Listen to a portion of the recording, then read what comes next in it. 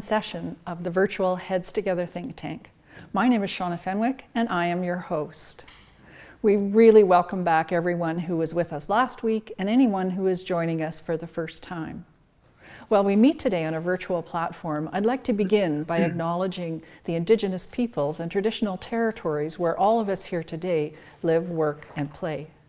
Those of us in Victoria work and live on the traditional unceded lands of the Lekwungen-speaking people, the Songhees and Esquimalt nations. Please join me in a moment of reflection to acknowledge the Indigenous peoples and ancestral lands where you are joining us from today. Before we begin, I have a few general comments. I hope that you were able to sign on to the webinar today without any technical problems. If you have technical issues, we have an email for you to use, and you can see that email in the chat box. If you're not sure where to find the chat, stay with me, I'll tell you in just a few moments. We have a dedicated team working behind the scenes today, and you'll get to meet some of them as we go along. All sessions will be recorded and posted on the website, on the Heads Together website. You can see the recording there anytime. We also encourage you to send the link to the website and the recordings to people who are not able to be with us today. This morning, we'll be in session until 10:30, and then we'll take a 15-minute break and reconvene at 10:45. We'll close promptly at noon. One last thing before we dive into today's session, we'd like to start with a poll. Those of you who were here last time know that we use polls a couple of times during our session. The polls are completely anonymous and your name will never be attached to your specific answer, so you can feel free to answer as you wish. We're going to have a little bit of fun today for our first poll. Nikki, would you please launch our first poll? You should see the box on the screen, and the question this morning is, if you could have any superpower, which one would you have? So use your mouse and click on the one answer that you would prefer as your favorite superpower. If there's more than one of you in the room, either pick one person to answer or join together to choose the one that you think, all of you think is the best. So let's see how the results are coming in. Nikki, have we got people choosing their superpowers? That's wonderful. That's wonderful. I'm not really sure which one I'd like. I kind of, depending on the situation, would like any one of them. So Nikki, when you see the answers start to slow down, you can close and publish. That's wonderful. Now I can't see from where I'm standing what the results are, but you should be able to see it on your screen.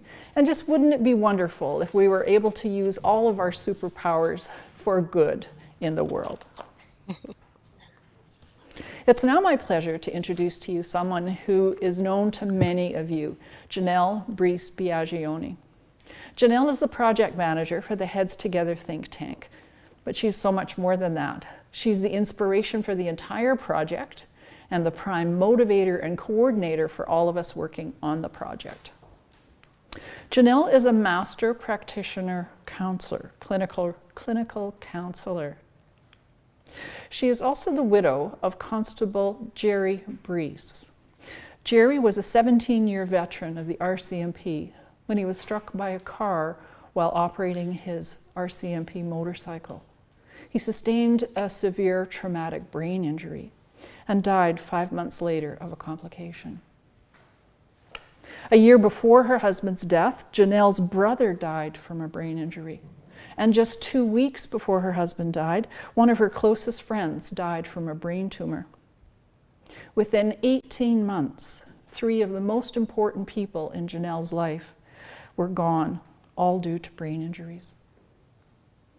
Janelle has dedicated the past 30 years to serving the brain injury community in their memories. A fun fact, although Janelle says she doesn't like eating cake, she decorates cake as a hobby. And in fact, she baked, decorated, and handmade over 30 fondant peonies and roses for the wedding cake of today's team lead, Tori Dash. So please welcome Janelle and launch the session. Thank you, Shauna. Good morning. It is an honor to be here for day 2 of our virtual event, Heads Together Think Tank. And as Shauna said, there is a village behind us that's putting all of this together. And really, Shauna and I have the easy part of the day. It's not a problem. They're working really hard to keep us on track. I do want to acknowledge that Shauna is really important to this project, and she came to us because of her expertise. She was recommended her expertise as a facilitator, but also because of her expertise in complex healthcare. So Shauna's been very instrumental in helping us organize our thoughts and pulling together ideas on way to gather the information that we need to move forward in this province. And as you all saw last week, and you will witness today, she has a very calm and nurturing personality and way about her, so she's making the event very pleasant for us. So thank you, Shauna. Thank you. For our survivors and family members, the stories, presentations, and the topics in our conversations may bring up a lot of feelings, including sadness, frustration, loneliness, and even anger. Please take care of yourself as you listen to the sessions today. You're first and foremost in all that we're doing. So if you need to take a break and step away, please do so. All the sessions are being recorded, and they will be posted to the website, so you'll be able to go back and catch up later on. But also, remember that if you need immediate support now or later today, please do not hesitate to reach out to your personal network support teams or to call the crisis line. And Stephanie is dropping those numbers and a website into the chat for you now. Last week, our first event was Real People, Real Stories. And for those of you who were able to answer our survey, thank you very much. And I'm happy to announce that Roseanne Lister is the winner of our $25 gift card to Tim Hortons for that survey. So I will be in touch with you, Roseanne, to get a mailing address, and I'll get that out to you. So last week, the stories shared by our survivors, families, and professionals were powerful and inspirational. The purpose for the session was to share the experiences, the lived experiences of survivors and families who have the challenges of brain injury, mental health, and addiction. Our speakers demonstrated what was needed, what they didn't receive, and the challenge of navigating a system and trying to connect the dots to find services and supports if they knew that those existed. And we heard from our survivors and families how they fall through the cracks and often don't receive what they need when they need it. Although everyone on the panel were years into their journey, it's important to know that the struggle to connect with services and supports still exists today. There are huge wait lists, and there are places where these supports do not exist in communities. And as Jerry said last week, some people travel to another province, and we know that others are going to different communities, or they're simply doing without. Today we're talking about the rehabilitation and community supports, and I'm aware that often what I have to say rocks the boat and doesn't necessarily make me any friends with decision makers or those holding the purse strings, and that's okay, because our board firmly believe that these are important conversations, and we're not here to be adversarial to anyone or to offend people, but we're here to have conversations that are honest and to hold our current system up to the light to see what changes can be made. It's not easy, but it has to be done. Over the past 3 decades, there have been numerous reports and studies in British Columbia on brain injury services, and they brought about significant changes. The notable ones are, in 1988, the Honorable Peter Duick brought forward the Program Review Rehabilitation Services for Persons with Traumatic Brain Injury. In 1993, Dr. John Higginbottom wrote Restoring Hope. And John will be speaking on November the 10th about this past and present services, so it's not a conversation that you'll want to miss. And in 1995, the Provincial Brain Injury Program expanded the mandate of traumatic brain injury to include non-traumatic brain injury, which is now called acquired brain injury, and this includes blows to the head, anoxia, aneurysm, and tumors. In 2002, they developed, the provincial program was decentralized and distributed among the 5 health authorities, and the Ministry of Health developed the guidelines for planning brain injury services and supports in British Columbia. The purpose was to develop the guide the development of services and supports in a comprehensive, cohesive, and coordinated way, and to contribute to support progress in providing quality services and supports to persons with a brain injury and 1988 to 2002, over a period of 14 years, these reports outlined major problems and planning issues for ABI Services in BC and showed that the needs of survivors and families remained consistent and for the most part unresolved. Here we are in 2020 with another 18 years passing by since the development of those guidelines in 2002, and I can say that this still holds true. The needs of the families and survivors remain consistent and for the most part unresolved, especially when we consider the awareness of intersections of mental health, addiction, and brain injury. In 1988, the Ministry of Health Task Force identified one of the reasons that the problem for service delivery existed was that we lack reliable data about the exact numbers, how serious the injuries are, where they live, and what their potential for improvement is. That was true, but I'm horrified to tell you that it still rings true today. Our stats for not only for British Columbia, but Canada-wide are grossly understated. In 1988, it was determined approximately 4,000 British Columbians per year suffered a traumatic brain injury, as in a blow to the head. Once it became acquired brain injury, it was determined the numbers were closer to 180,000 British Columbians living with a brain injury, and another 22,000 per year added to that number. However, the stats only include injuries diagnosed in a hospital or documented by a physician.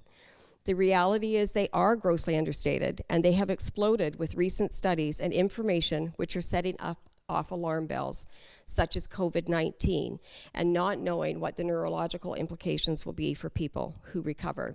Overdose survival. These individuals have anoxic or hypoxic brain injury, and Dr. Plant will be speaking about this on November the 10th. Again, not a conversation that you want to miss. And lastly, the other one is intimate partner violence. It is not any less critical. It's really important, and those numbers are quite explosive. And you will hear from Dr. Paul Van Donkler and Karen Mason next week to talk about that, and I will speak about the barriers to these women when they're receiving these services. So as you can see, over the past 30 years, the numbers have grown exponentially. Brain injury is for life. It doesn't mean that the person requires lifelong support, but the likelihood of them requiring compensatory strategies for life is great. So what we want people to know is that we need these services, and that although the numbers are understated and people are overlooking them, the truth is that it is known Canada-wide that the incidence and prevalence of brain injury surpasses that of HIV/AIDS, spinal cord injury, breast cancer, and multiple sclerosis combined. Yet brain injury remains the orphan of our healthcare system. Everyone assumes someone is looking after it, and nobody wants to take it on. So sit back, enjoy, and be part of our conversation today. Thank you. Thanks, Shauna. Thank you, Janelle. You've really done an excellent job of highlighting the need for inclusive conversations about brain injury, mental health, and addictions. And as we mentioned last week, it's important for us to have conversations with you who are with us today. Today there is one means that we're able to get some input from you, and that's the chat box. If you're using a laptop or a desk computer, at the bottom of your Zoom screen you'll see some icons. That's in the control panel.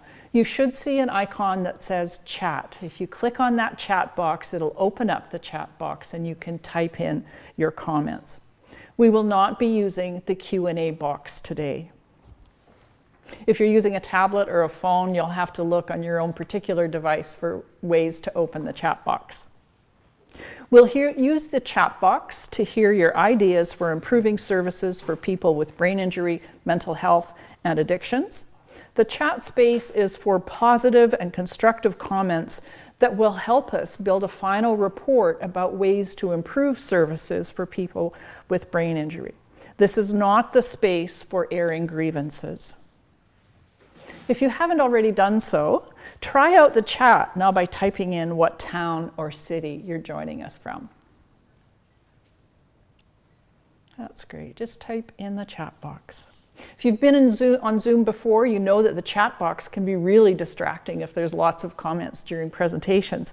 So what we're going to do is we'll close the chat box to open comments to everyone while the speakers are making their presentations. After the presentations, we'll have a question for you to give us some feedback, and at that time, we'll open up the chat box for posting to everyone. At any time, though, you can post comments to panelists and hosts. Our agenda is pretty full today, and we won't have time for Q&A from our viewing audience. However, the Heads Together think tank has got discussion groups that are prime places for you to write your questions and to receive some answers. There is a discussion group for each of our events, as well as discussion groups for particular groupings such as survivors, family, and service providers. Please use the website to post questions that you have after today, or during or after today's session. Our timing, we've got a lot on our program today, and we're going to try not to squeeze our speakers. We might try to catch up a little bit of time in our break if we need to. Now for the program. The purpose of today's program is rehabilitation and community supports can be used effectively by survivors, families, service providers, and community members. You'll hear from people who are providing services that either support or could be expanded to support people with brain injury, mental health, and addictions. It's my pleasure now to introduce the moderator for the Navigator panel, our first main program item. Tanis Cheadle will be the moderator of our panel. Tanis is a consultant who works with health authorities, national organizations, and local nonprofit agencies on strategic planning, systems change, and knowledge translation. In 2015, she began working with the BC Brain Injury Association to help with several activities, including the completion of a provincial service evaluation, the development of an online repository of services, and the creation of videos highlighting excellent brain injury services in BC. Tanis is thankful for the opportunity to collaborate with, learn from, and be inspired by the many passionate people living and working in the brain injury community. Fun fact, Tanis loves to bake, and for the last 15 years has had a small custom cookie decorating business. Tanis will moderate the panel. We've got 3 speakers with lots of information about the Navigator model, and I would like to turn it over now. Please join me in welcoming Tanis Cheadle. Thank you, Shauna, for that introduction, and Janelle for setting the stage for us. I'm just going to take a few minutes to give you a quick snapshot of this session and to describe the vision that we had when we were designing it. So in my bio, Shauna mentioned that I've been working for the BCBIA for the past 5 years. The BC Brain Injury Association is a nonprofit provincial organization in BC serving the interests of the acquired brain injury population. I would encourage you to visit their website called brainstreams.ca to learn more about what they do and to check out the many resources that they've amassed. The very first piece of work that I did about 5 or 6 years ago was a provincial services evaluation initiative in which we thoroughly explored 10 programs and services, we called them GEMS, across BC that our stakeholders felt demonstrated excellence in terms of helping brain injury survivors transition successfully to community. We really wanted to identify what was working well in the system. One of those 10 GEMs was the ABI acute navigator role in interior health, but it's important to know that the acute navigator role works in tandem with the community navigator role. And BCBIA knew that it wanted to find a way to also highlight that role. So a few years later, we wrote a discussion paper. Our intent was to share information about the role with partners across BC in the event that others might be interested in exploring a similar role in their region, community, or organization. It was really intended to be educational and inspirational. But we held off circulating that paper until we could find a way to have a more robust discussion about it. And we saw this think tank as an excellent opportunity to have that discussion that we envisioned. And so here we are today, and we're just absolutely thrilled about that. In terms of the format for this morning, a panel of presenters will speak to the navigation services from a provincial, a regional, and a community perspective, with a focus on mental health and addiction supports. I'm going to introduce each speaker immediately before their presentation, and then after all the presenters have completed their individual pieces, we'll have a Q&A where we're going to pose 1 or more questions to each presenter. And so now on to our wonderful presenters. Speaking first today will be Brent Page, and he will be bringing a provincial perspective.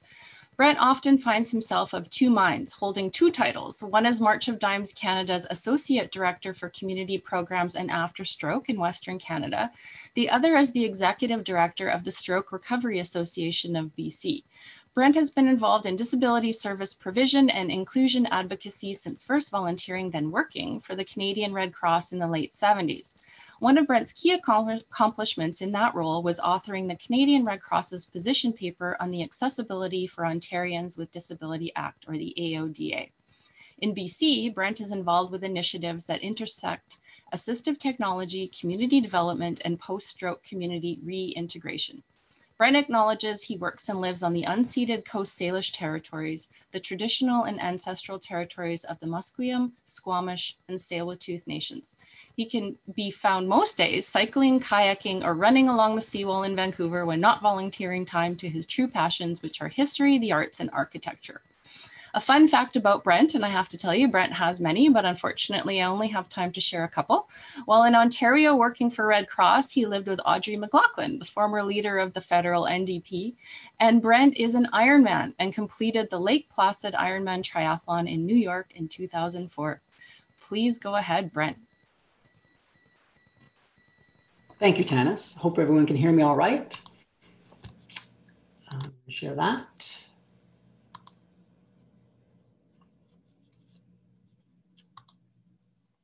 You good? I think we're good. Thumbs up, we're good. So let's get into this. We're short on time.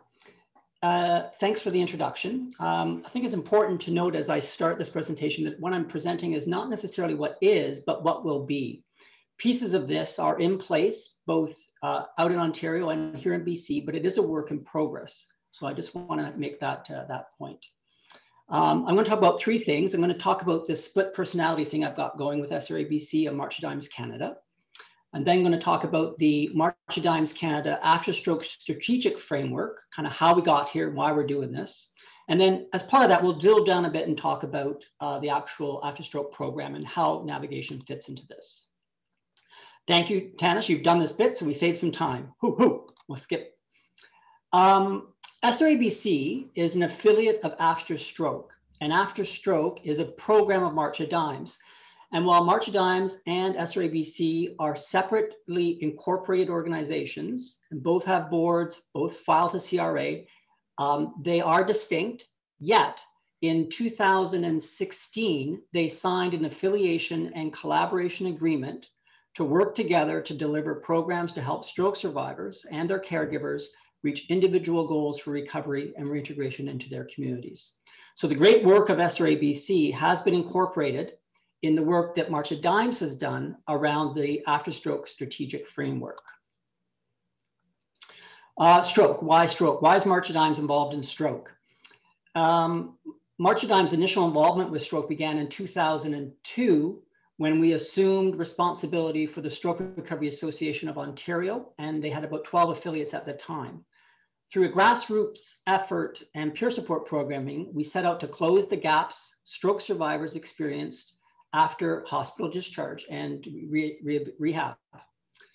We've had skin in the game, so to speak, for 18 years. And through our affiliation with SRABC, we've reached back now to 40 years to the very dawn of community stroke recovery in the province. Currently in Canada, there's 9 strokes every minute. And our population is aging, and age is a strong risk factor for stroke.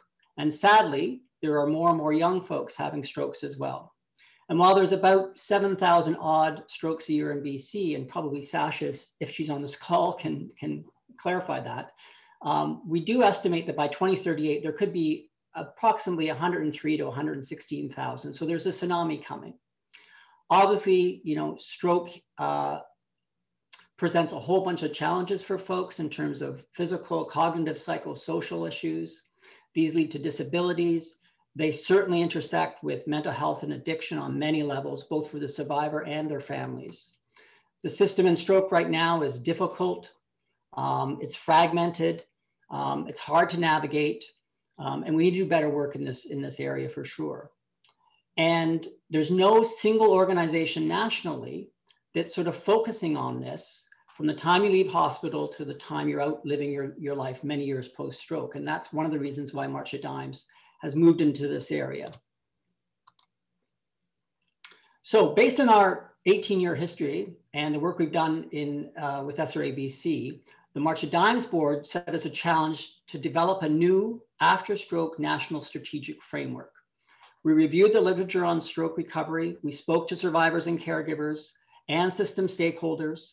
We hired a chief research and innovation officer who is very familiar in the stroke world, Dr. Michelle Nelson, to help create and guide and develop an after-stroke strategy that is grounded in current research and best practice. We had meetings with our colleagues both in Australia and in the UK Stroke Association, because to understand a little bit about what they're doing. They're years ahead of us. Granted, their health system is a little different. We now have this after-stroke strategic framework in place. It went to the March of Dimes board at the end of March of this year. It was approved. We now have an operating plan and a budget to now deploy it. The new strategy has a vision. Fundamentally, we dare to believe in a brighter future for everyone who's been affected by stroke. And we're here to create connections. And of course, connections are key to all levels of recovery. And it has such an important piece to the community navigation role. When people impacted by stroke feel a sense of abandonment and isolation, a connection to person support, innovative and responsive tools and resources and programs, and other stroke survivors really can change everything for them. That understanding and support can change how they see their journey ahead. And that connection to others, to work, to education, to social and recreational opportunities brings much needed humanity and optimism at a time of fear and uncertainty. And perhaps most importantly, and I deal with this on a daily basis with my ED hat on, it answers the question, what's next? And shows folks that there is a way forward. And again, community navigation is key in this. The after-stroke strategy has 5 priorities for the next 3 years. You can see them here. 3 of them are centered on mission delivery. 2, the bottom 2, are deemed enabling strategic priorities. The 2 I outlined in gold here, priority 1 and 2, speak intimately to the role of community navigation in the after-stroke program. Underpinning these priorities are 6 commitments of what we're striving to deliver on in these next 3 years. 2 of them, I've highlighted them again here, are focused on community navigation. We will continue to grow and enhance our hospital-based peer mentoring programs, both here in BC, where we currently have 2, and throughout the country. And we will collaborate across the care continuum, engaging clinical and non-clinical and community services to support client-centered discharge and care planning. We'll deploy enhanced case management focused service models that provide tailored support from hospital to home through a network of community-based staff and volunteers.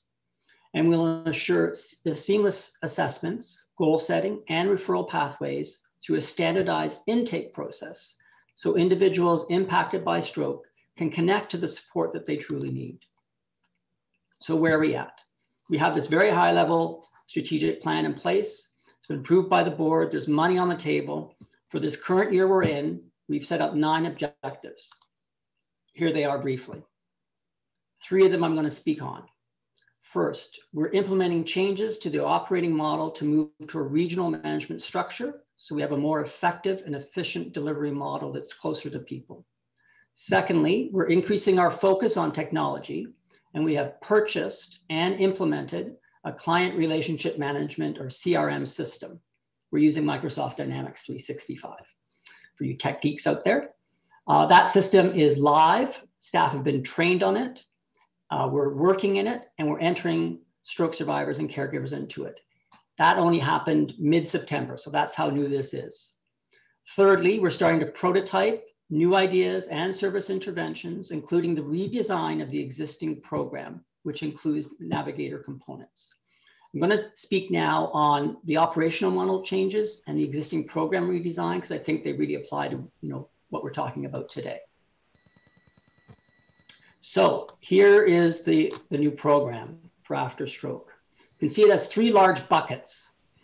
There's a bucket called Leaving Hospital After Stroke. And our kind of response and focus in this bucket is to make a connection to folks, provide reassurance, introduce to the community, and initiate transition support. That all happens in hospital. The second bucket is Home After Stroke. And our response here is to provide a short-term, intensive, personalized hospital-to-home support program for folks. Those both sit in navigation for sure. The third bucket, living life after stroke, we've been doing that under SRABC for many, many years. I'm not going to speak about it, but you can bug me later if you'd like more information. But let's drill down now into these two buckets and talk about how the community navigation piece works. Trained after stroke peer volunteers visit the family stroke side. They acknowledge the emotions the family are feeling. They introduce the family to the after stroke services and the after stroke coordinator.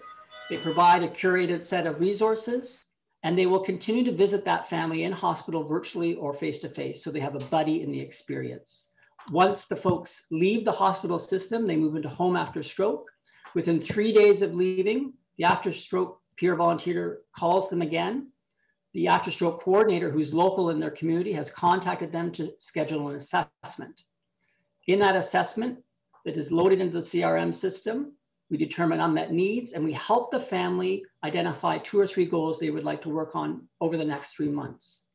The after stroke coordinator then synthesizes that and develops an individual program plan for the family and gets back to them within 4 days. If they're keen on that program, we start to rally the team to get them the support that they need. We facilitate intake into programs. We signpost to other services. We advocate, and we set up touch points at 90, 180, and 360 days to ensure that we're meeting their needs. We readjust if need be, and we can transition them to living after stroke. Finally, the model. So this also is brand new. This is a workforce model consistent across Canada with common job profiles, training, and responsibilities. Here in BC, it's based on the health authority regions with a regional manager in each of the health authority regions. And then there are staff here, you can see at the bottom, these people, Richmond, Vancouver, Sunshine Coast, these are real people who have been hired and who are working in those communities now. I should note they're not all full-time, key point, but they're there to start making this move forward. I began this very brief chat noting it was about what is, but what's going to be and what's now evolving.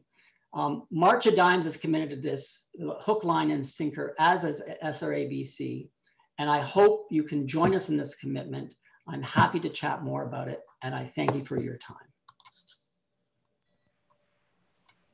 That's wonderful, Brent. Thank you so much for telling us about all of the great work that is evolving. We really appreciate it.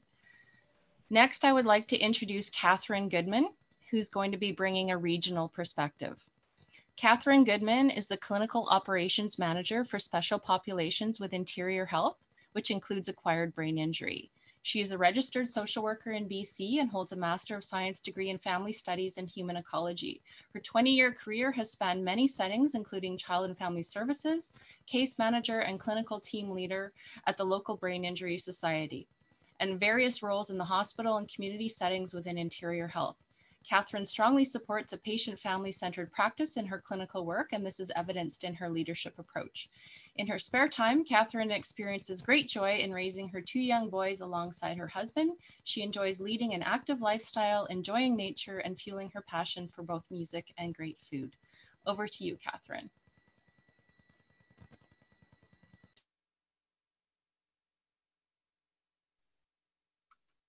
Hi, everyone. Can you hear me?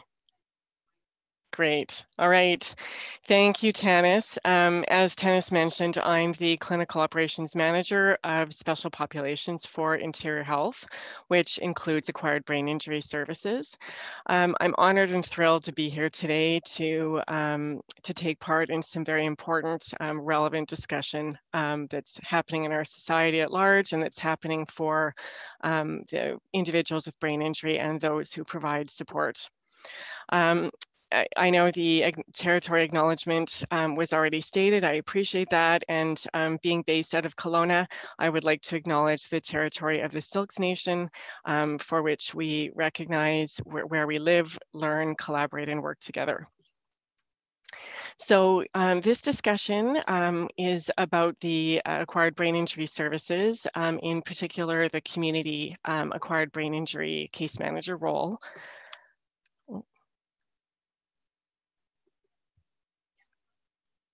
The overview of the discussion will focus on what our current services are, including our mission, a bit about the acquired brain injury team, our eligibility criteria and referral process.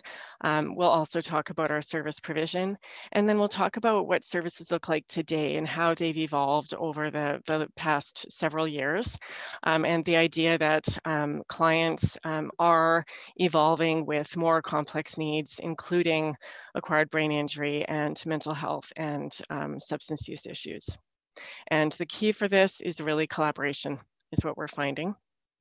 So the mission of Acquired Brain Injury Services is really for our team to support individuals with brain injury to live as independently as possible. So that includes, a big part of it is navigating the interior health resources, the healthcare system, to facilitate connections to community. And we do that through working with many community partners, ongoing support and education to families. And a big part also is advocating for resources within our health authority, and also training staff and care providers to, in terms of approach. And a lot of it is problem solving as our clients come up against challenges in daily living. So we do a lot of ongoing monitoring and assessment. Our Acquired Brain Injury Services team is made up of a community case manager and a life skills worker.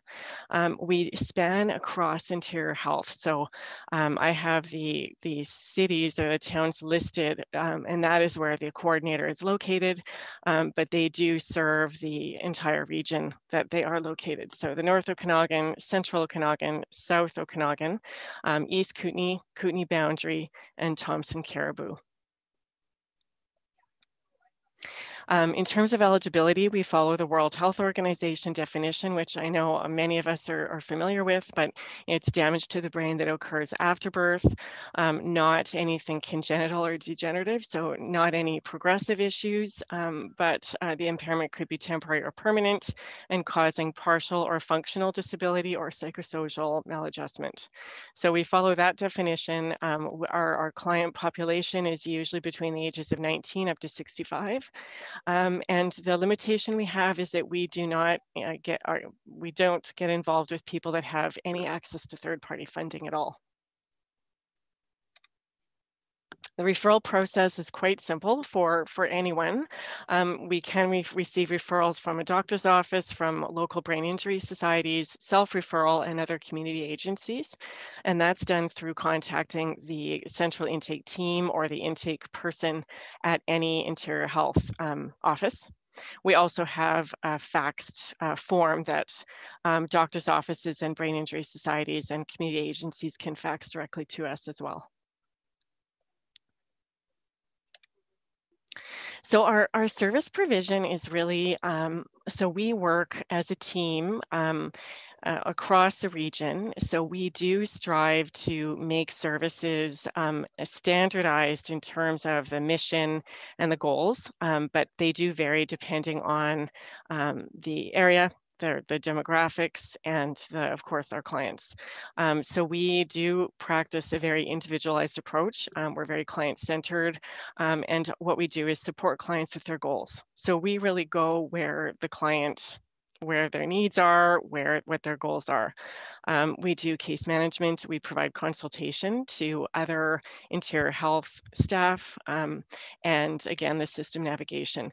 Our funding comes from Interior Health Authority. And the length of service that we employ with people is really goals focused.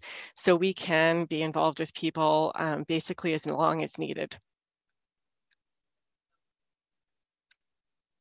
Also, I need to mention, I forgot to mention when I was talking about the eligibility, our definition of brain injury does include the traumatic, so which could be, of course, accident, falls, assault. We also include the non-traumatic brain injuries in our definition, so that includes stroke, any cognitive impairment from infection, from tumor removals, so it really depends. So we don't consider stroke separate. In interior health, it is all falls under that umbrella. So as I mentioned, we really do meet the client where they are as much as possible. So we look at, okay, what's involved with the ABI recovery? What is their stage of life? Do they have health conditions? We do quite a comprehensive assessment where we look at the whole person. So we look at all the domains. How are they with their daily living, eating, nutrition? Do they have health issues? Do they have cognitive issues? What are they? We look at relationships, what is their income source? So we really try to get a good picture of the whole scope of the person. What are their abilities now? What are their areas of challenge? We also look in the beginning, what resources exist? So what kind of natural supports do they have? Do they live alone or do they live with others who can provide assistance? So we look at client abilities. We do link with the family physician often in order to keep the health care team collaborating. So the community case management role is we want one point of contact for people. So we're supporting through the stages of recovery, navigation, as I mentioned, problem solving to modify environments that people are living in. So as I'll say in a few minutes here, we get involved across the continuum of care. So we will assist people in the community who are living in the community who require some health services, as well people that may be in a higher level of care, such as assisted living or long-term care.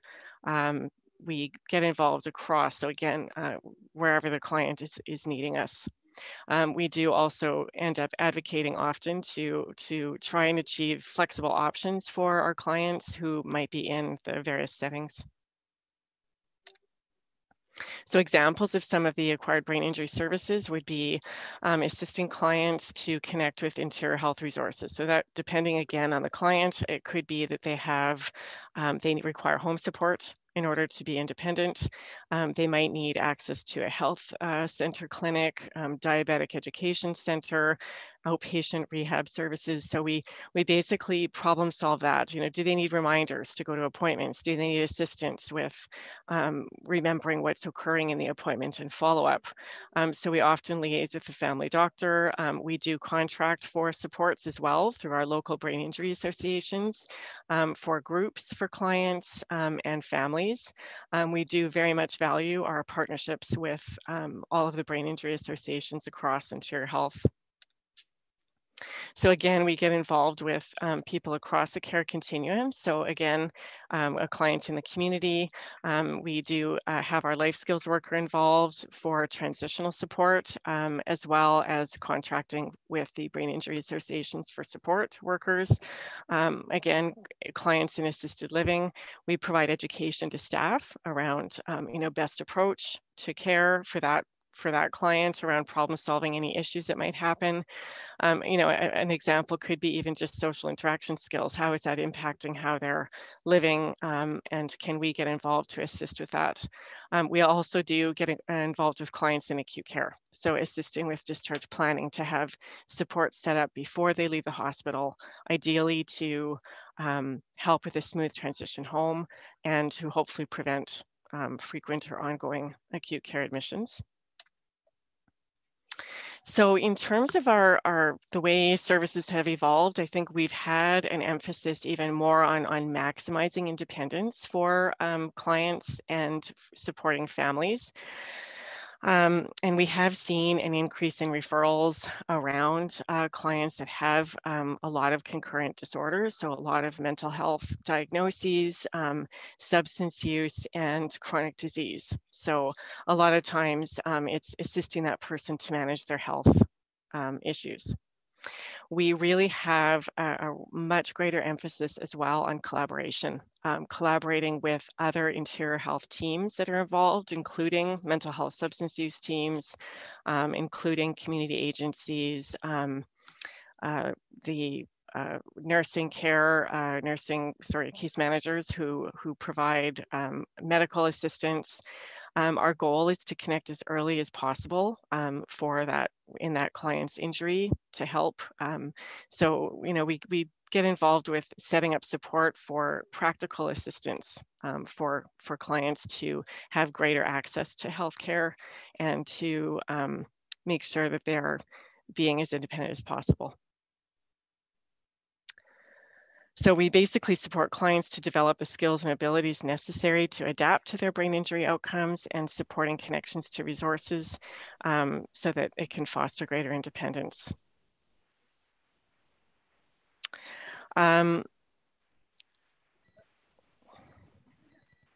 So again, our approach has changed where we strive to work collaboratively, as I mentioned.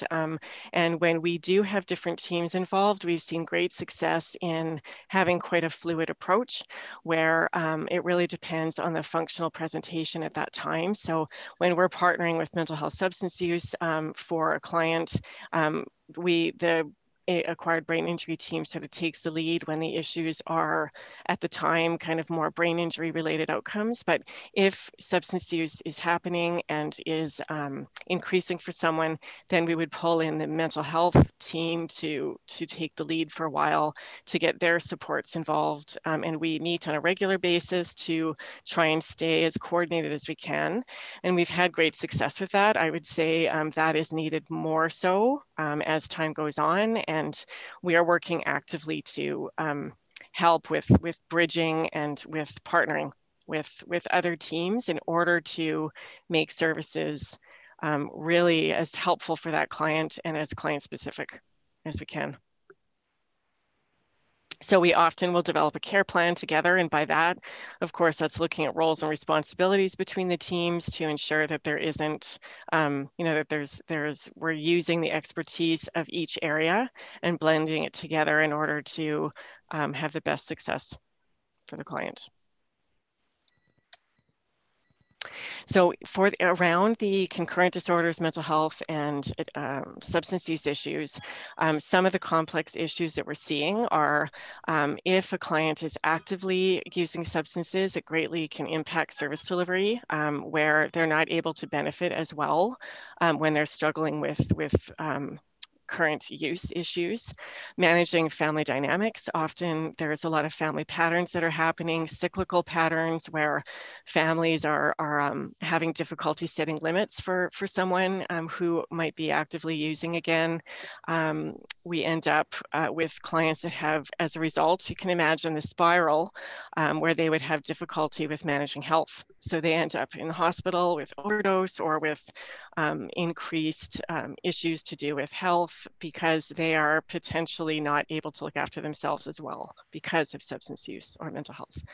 So again, we just look at teamwork and really trying to bridge and trying to use knowledge and skill of each teams in order to meet the need. So I did have a couple of case examples prepared, but I'll have to skip over that because it sounds like I'm out of time. I'm very happy to be contacted if there are any questions at all. I've got my email and my phone number on the screen here. I'm happy to discuss anything further. Thank you very much for your time. Thank you, Catherine. We really appreciate you sharing information about the community navigator role in the interior, and thank you for sharing your contact info. That's wonderful. And our last speaker today is Kix Chiton, who will be bringing a local perspective. Kix lives on the traditional territory of the Snuneymuxw people in Nanaimo, BC. She's the executive director of Nanaimo Brain Injury Society and sits on the board of the BC Brain Injury Association. With a background in public health and over 20 years of working with nonprofit organizations in Canada and overseas, Kix brings a passion for innovation, collaboration, and inclusive leadership. When not in the office, you will likely find her in the garden, on her bike, or paddling the waters of the Salish Sea. Please go ahead, Kix. Good morning, everyone. Thank you. And I do want to acknowledge that I am on the Nanaimo territory, and I want to thank all the presenters who have put forth such exciting work that they're doing. I'm just going to share my screen here and we'll get going. So, all right.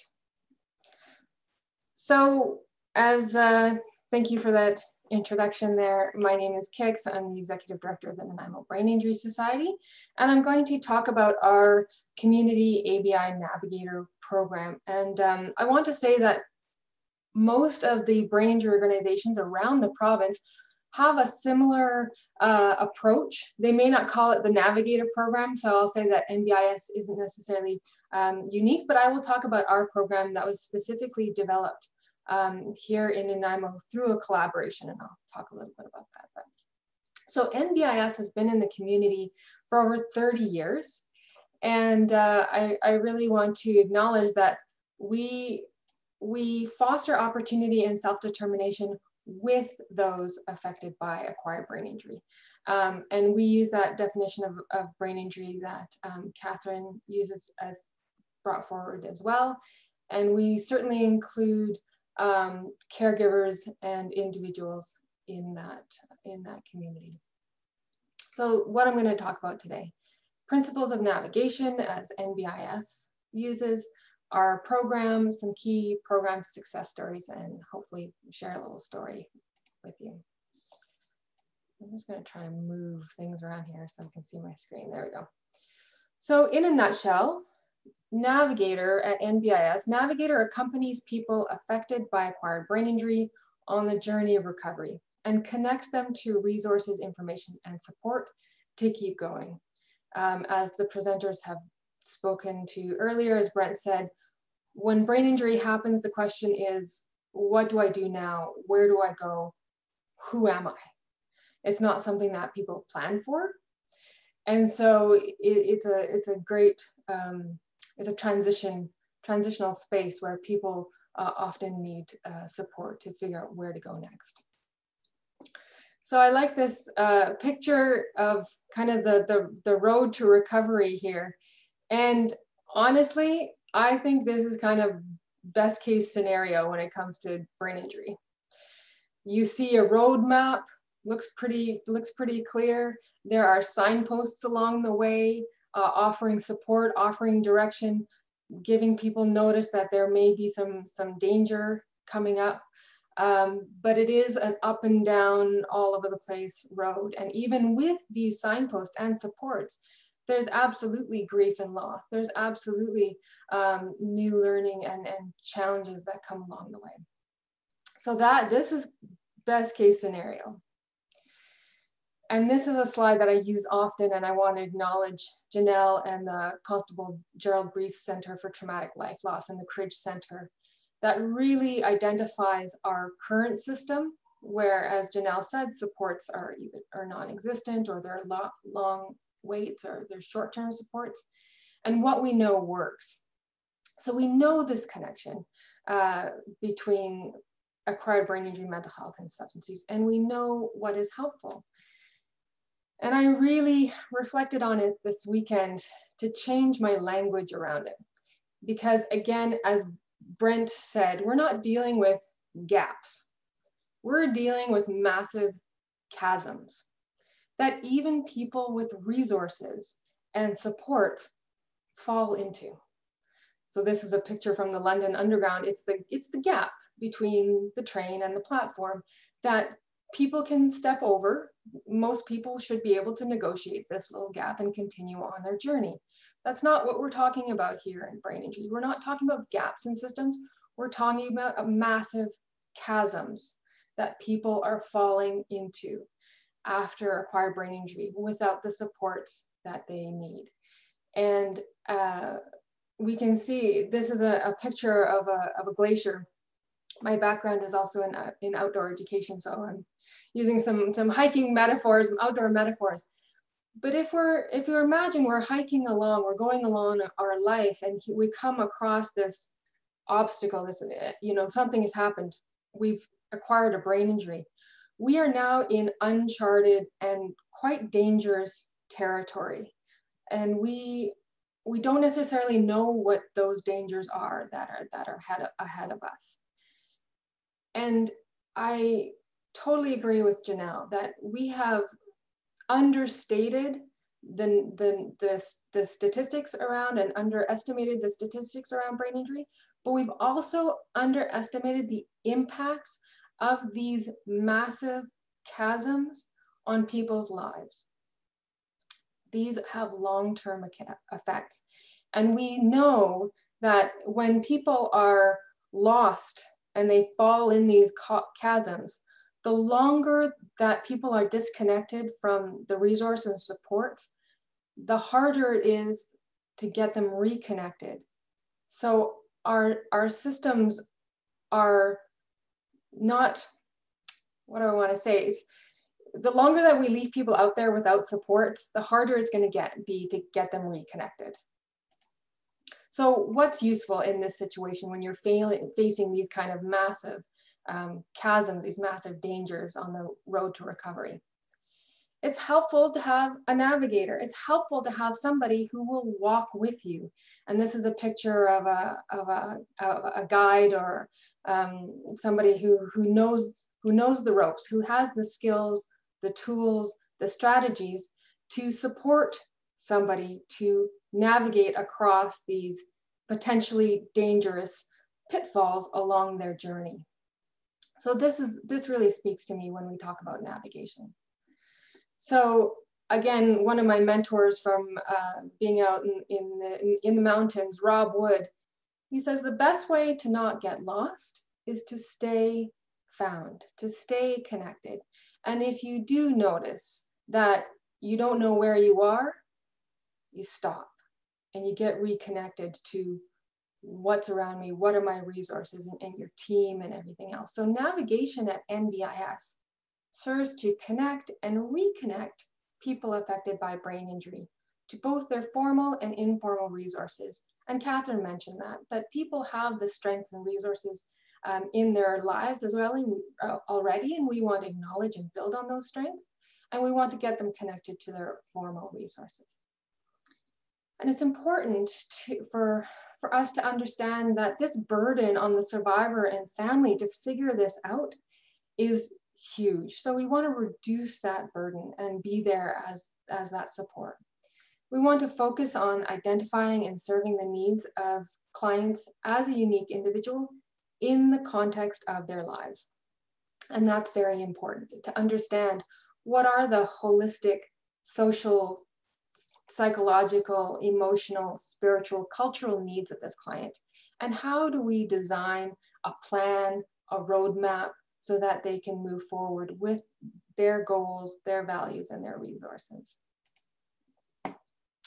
So the Community Navigator program was born out of a wonderful collaboration between NBIS, Nanaimo Brain Injury Society, SRABC, Stroke Recovery Association of BC, and March of Dimes. So it was local, provincial, and national organizations coming together to look at what is best practice in stroke navigation and see how it can be applied to acquired brain injury.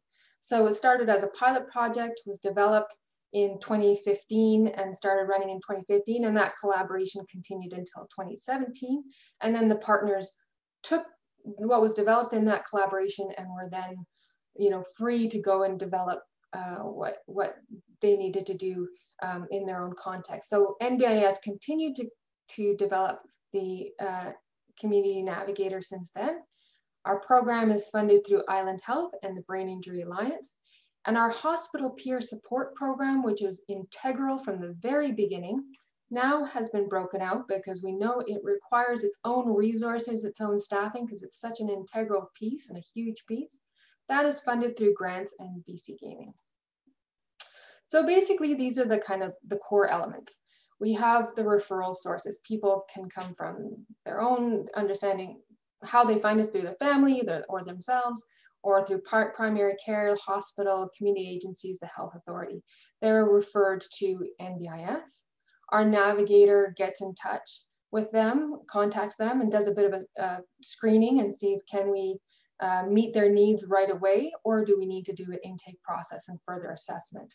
So we go through that process. They are referred into either NBIS programs, or we connect them to other organizations. They can go through our navigator program, which includes assessment, creating a service action plan, case management if needed, information and referral to other community partners. We include the caregiver in our support. That is integral as well. We also do our follow-up, so those key points afterwards at 3 months, And then whenever people need to come back, they're always welcome to come back. And we have an in-house course called Life After Brain Injury, which was based on the incredible work from Prince George Brain Injury Group that developed their ABI 101 course. So we've adapted and created our own course here. People also have access to our education programs, our free education programs out in the community. Our hospital peer support program is that first contact in the hospital. So if they're referred to us from the hospital, our peer support volunteers visit with the hospital, with the patient in hospital, and get them connected right away with that support, that peer support, and also connected to NBIS. And then we also have peer support programs in the community. So the people we serve are people affected by acquired brain injury. That includes stroke and any type of brain injury as defined by the World Health Organization. We include family caregivers, and we also do a lot of work with community partners, frontline workers who aren't necessarily, who are working with people with acquired brain injury. If we can support them with their clients, we're happy to do that as well. And if their clients need to become a client of NBIS, we're happy to bring them in as well. So we work with our community partners to support clients that aren't necessarily clients of NBIS, but have brain injury out in the community. So we work on self-management, empowerment, support, and guidance, client-centered and evidence-informed. So we want to increase the number of survivors and caregivers that are connected to resources. And that word connection is so important. We want to increase caregivers and survivors' ability to self-manage. And we want to streamline that continuum of care. We want to acknowledge those massive chasms and make sure that people don't fall in and get lost and need a lot more help to kind of get reintegrated into the community. So these are some of the success areas of our program. We are client and family centered. We're recovery oriented, based on best practices. We're flexible and contextual within that person's life. We take a coordinated collaborative approach, and we have dedicated program management, frontline staff. We link to other services. Our whole organization, from the board to frontline staff, knows that Navigator is our primary client services and our primary approach to support people. So we wrap around Navigator, and our support is not limited to number of sessions or weeks. As Catherine said, it's goal-oriented, and we walk with people for as long as they need us, and they're always welcome to come back. So just some of the findings from our last fiscal: we served 169 individuals, 16 caregivers. Most of our referrals came from the hospital and our community partners. We served equal numbers of people with acquired brain injury and stroke, and equal numbers of male and female. We had a lot of calls from our community health professionals, service providers, so that we support them with brain injury information and support their clients as well. We give out as many referrals as we take in. So 161 referrals to our community agencies. We know that we can't be everything to everyone. So we really rely on the expertise in the community to help support the individual and their family through that recovery journey. We are primarily based in Nanaimo, but because we are so closely linked with NRGH, our regional hospital, we do get referrals from Oceanside, Parksville, Qualicum, Port Alberni, Tofino, Ucluelet, the North Gulf Islands, and Comox Valley and Campbell River. And where there are brain injury organizations, we connect people with those local brain injury organizations. So this is one of the programs that I'm so proud of, and I'm so proud of our hospital peer support program that we developed from the very, very beginning of Navigator. Last year, we provided over 446 dedicated hours to direct patient care through one-on-one visits in the hospital. We offer our coffee drop-in for outpatient and inpatient rehab on those units where people can just come and have a coffee. Their caregiver can come and have a coffee and just connect in the hospital. We have our community peer support, and our Life After Brain Injury also includes peer support, because we know how important it is for people to connect with someone who has been in their shoes, and no one else can speak to that unless you've had that experience. So the evolution, you can see it's mostly, it's a digital evolution. We've moved on to all our paper files have moved onto client database. Our client info is no longer stored on our computers. It's in a secure cloud database, which is also here in town. We use our cell phone and text options. We use video conferencing, and all this has like fast forwarded because of COVID, of course. And we are now offering our hospital peer support virtually through the support of Nanaimo Foundation. We're able to buy iPads and get iPads into the hospital so that our peer support visitors can continue to see people in the hospital with these new COVID restrictions. And I just want to loop back to this, to home visits.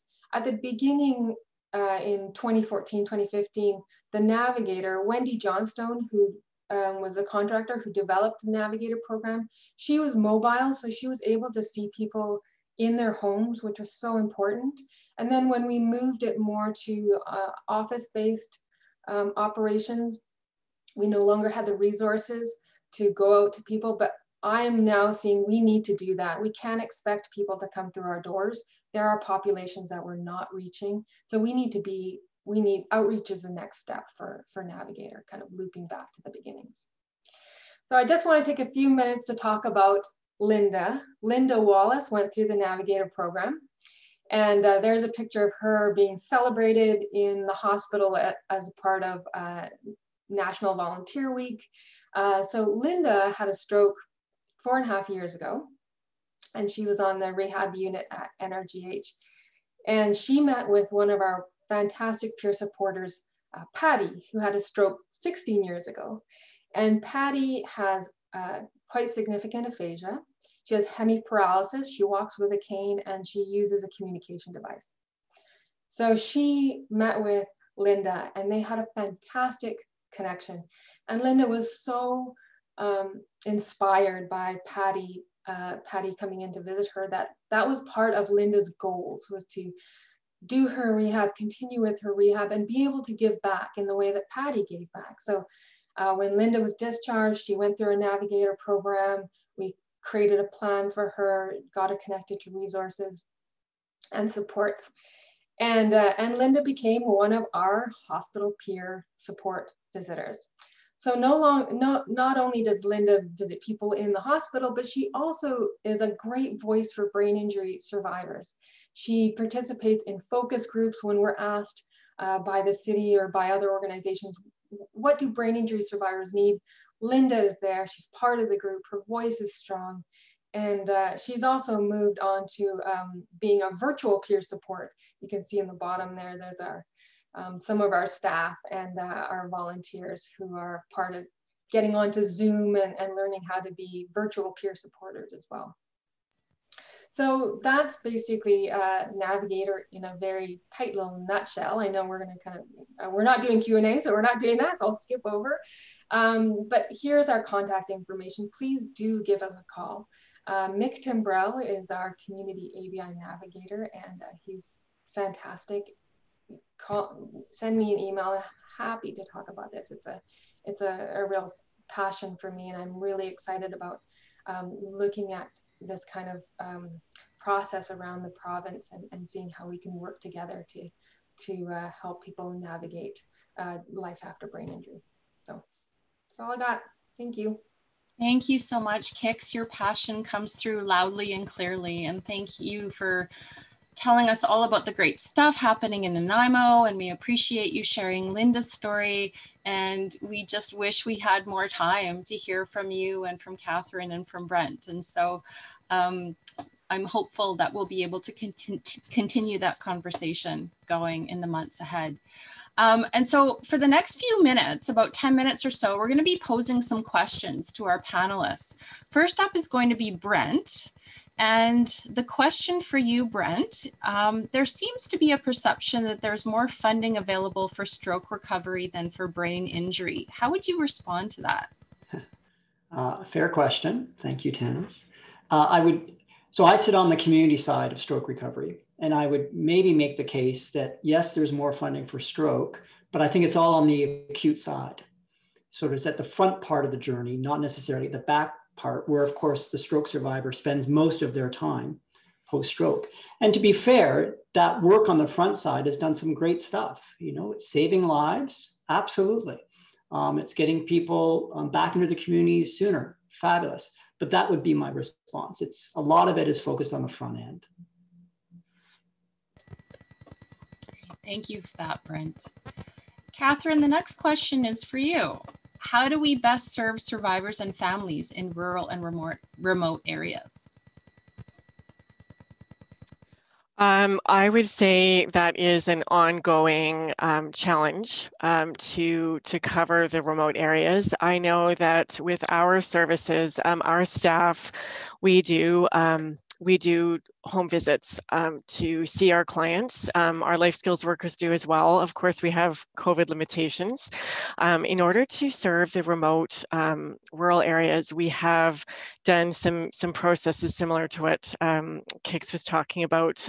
We try and connect with people by phone remotely. So if the person has access to Skype or Zoom, we try to do that to get a face-to-face connection. We connect with, we find informal supports and try to really support them through education and support, bringing them in as part of the team with, of course, with the consent and direction of the client. As well, yeah, bringing in sort of the champion agencies that we could contract. So I feel that we try to tap into the community. So it's around trying remotely and trying to use our time really efficiently. If one of our team members is going to a certain area, they will try and see all of the clients in that area if they are when they travel. So we, yeah, just try to be creative and try to use remote technology as we can. Thank you, Catherine. It's a tough question. Yeah. Kix, a question for you. What's missing? What additional services and supports do we need to best serve clients? Yeah, so I think we've looked at, I've identified some of those missing pieces, especially around mental health, substance use, addiction, homelessness. Housing is a huge, huge piece for people. If you can imagine that cascade of effects when someone has a brain injury and they're no longer able to work, and sometimes, you know, their relationships can fall apart. That is a very real cascading effect. So having appropriate, supportive, affordable housing for folks is really, really key. We have very limited housing here on the island, 16 beds. And so if you think about that, like it's unbelievable how the gap there for the chasm that people fall into homelessness. One thing I really want to acknowledge is the silos that we're working with as well. That's something that needs to change. Having people who aren't able to access services because they have a brain injury. So the mental health side of things will say, well, they have a brain injury, they belong over there with the brain injury folks. Well, they also have mental health and substance use issues, those concurrent challenges that they face. And so the brain injury side will say, well, mental health and substance use also needs to be involved in this. But, you know, we're dealing with different governance structures. We're dealing with some organizations and some health services are funded better than others. And so there's a sense of, well, we're strapped, we're like to the max, and you need to pull in this as well. But there's a real sense of how can we really come together, and not only with a sense of collaboration, but look at the structures that are in place, that through our work, we may be perpetuating these systemic barriers to folks, and really acknowledge that. It's like, okay, like, how can we do this differently? Because it's really not working. And we're seeing the opioid crisis, we're seeing the homelessness crisis, and we know that brain injuries is deeply connected to these public health crises. So I think really looking at those silos and doing what we can to change those governance structures so that we can work together in that spirit of generosity. And we can see that, you know, all the panelists who have spoken today, like we see that our hearts are in the right place, but there are systemic barriers that really are tying our hands here. Such an important question, Kix, and not an easy or short answer. And so thank you for raising that. And again, I'm hopeful that this is a forum for raising it, and then we can put our heads together to figure out how we can keep working together to answer it moving forward. Thank you. And back to you, Brent. So how can we build upon these services provincially? Why are we still separating stroke out from ABI? First, Kix, I completely agree with you that the silo challenge is one, and I think Janelle spoke about this at the beginning, where we had reports back in 2002 that kind of provide solutions, and we're now in 2020, we haven't moved. And I think of a quote my mom always tells me, you know, when faced with the choice between changing one's mind and proving that there's no need to do so, we all get busy on the proof. And that's true of people as surely as it is true of organizations and departments and community service groups. And I think we've got to solve that piece of it. And to do that, we really got to, you know, advocate up the channel to get folks at the top, the powers that be, to understand that what we've got ain't working. And we have some solutions that we can put in place, and you got to meet us halfway and let us do it. So that's, I'll get off my soapbox now.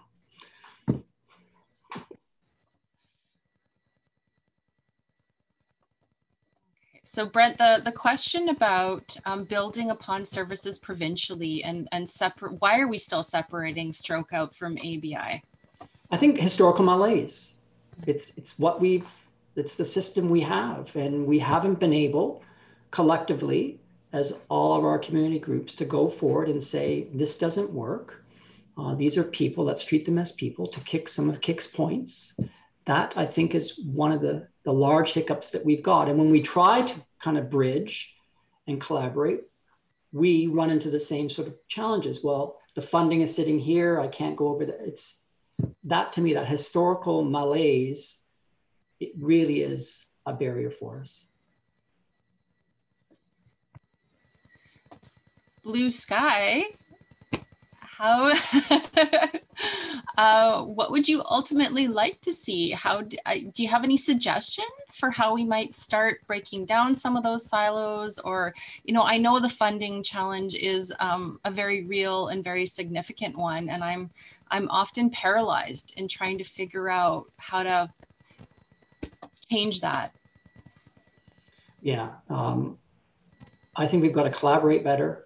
I think we can work with our boards to make a sense that, you know, don't necessarily think about the organization, but think about the people at the ground. You know, community navigation, does it make sense that we've got community navigators in ABI and in stroke and in mental health and in, you know, pick your fancy? Could we not have community navigators, period, moving forward, that are skilled to be able to deliver across the spectrum and that are empowered by the system to do that moving forward? And I kind of roll back to a lot of that is us advocating, because we've got to get the top to realize that we've got to fix this. Thank you. I think we might have 1 minute for one potential question from the chat box. Unfortunately, I can't see it. So I'm just wondering if Aiden or staff or Shauna, anyone monitoring the chat, has a question that we could squeeze in at this point.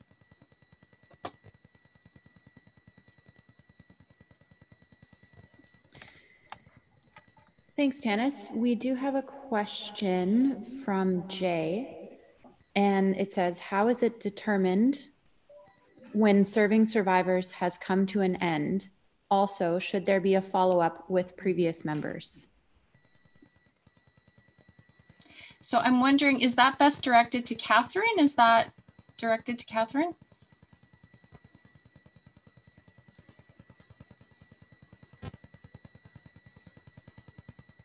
Sure, I could, I'm happy to answer that. And of course, Brent and Kix can add to it too. I guess for us, we determine goals for the client with them. So we look at, as I mentioned, we sort of consider the whole person. We look at, you know, how are they doing in all of the different areas. And we bring in the healthcare teams. You know, it's so client specific. It's a little bit tough to answer specifically, except that our work is very goals focused on what the client goals are, and with the idea again of maximizing independence. So if there's a client that is, you know, has worked and is at a point where those goals are met, then you know, it's usually a mutual discussion around, you know, are there any other goals that we can support you with, and if there aren't any sort of main goals where we're needed, then we basically just invite them to let us know when we're needed again. Okay, thank you. Kix, Okay. Brent, is there anything that you would add to that? Yeah, I echo what Catherine said. It's really about goals. And when COVID hit, we actually called all our active clients for the last year to check in with them and to say, hey, how are you doing? I know we need to physically close our doors for now, but we're here by phone, by video conferencing. So we did check in with everybody that we had seen over the past year or so. Again, that invitation is always there for people to come back, and we present publicly in our community. So we're out in our community, and we often see people who don't necessarily need that one-on-one support. They'll show up to our monthly education sessions, our public education, our free education workshops, and we'll get a chance to check in with them and just say, hey, how are you doing? So our doors are open, and that's one thing that I think is really important for us as a community organization, is that we're not lost in the maze of the hospital. I get lost in the hospital all the time, so that's one thing. But we are on the street. We have front doors, and people can walk in and they'll see somebody. So whenever people get a chance, can find us, they come through our front doors, and they'll get a chance to connect with us. So that's how we help to people to stay connected, is to continue to increase our public profile and be available, not for just appointments, for our coffee drop-ins, for our public education, so that there's multiple ways for people to access support that isn't necessarily based on a problem, but just a chance to connect. And we keep coming back to that. Connection is everything. Connection and relationship is everything. So we want to continue to create as much opportunity for connection as possible. Thank you, Kix. I see another question coming in through the chat. I'm not sure that we have time for it.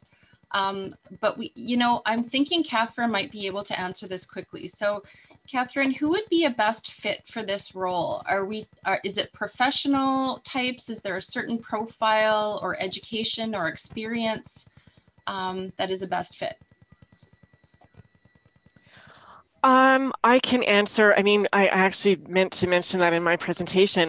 The ABI team currently, the case managers, actually come from a varied educational backgrounds. Right now we have social workers, we have occupational therapists, and we have had nurses on our team as well, not currently, but in the past.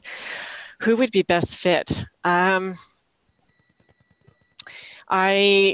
I feel like there would be some advantage to having someone that ideally has experience in, I guess it depends what we're focusing on, but some exposure to healthcare and also exposure to community experience. So I think ideally, I know I'm talking about the perfect professional prototype who would have a background and educational kind of foundation to draw on, but also experience in community. So in that ground, the front line, and really working both with the healthcare system and the community. Thank you. So I'm noticing the time, and we're coming quickly to an end here. And I just wanted to thank you so much to all the panelists. You've given us some really important and helpful insights, a great amount of food for thought that we can hold in our minds as we figure out the next steps. And on that note, we actually have a poll to gather some ideas on who might lead a potential expansion of the Navigator model. And so Nikki, could you please launch the final poll? And then if you could publish the results when you're ready, that would be fantastic. I think this is only going to take a minute or so.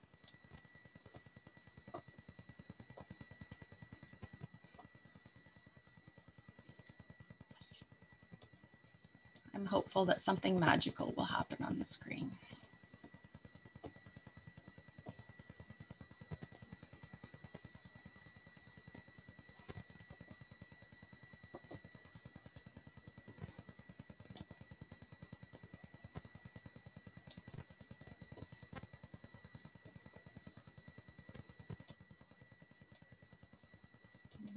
Is it coming? Okay, there it is. If a process was set up to explore ways to expand the Community Navigator model, okay.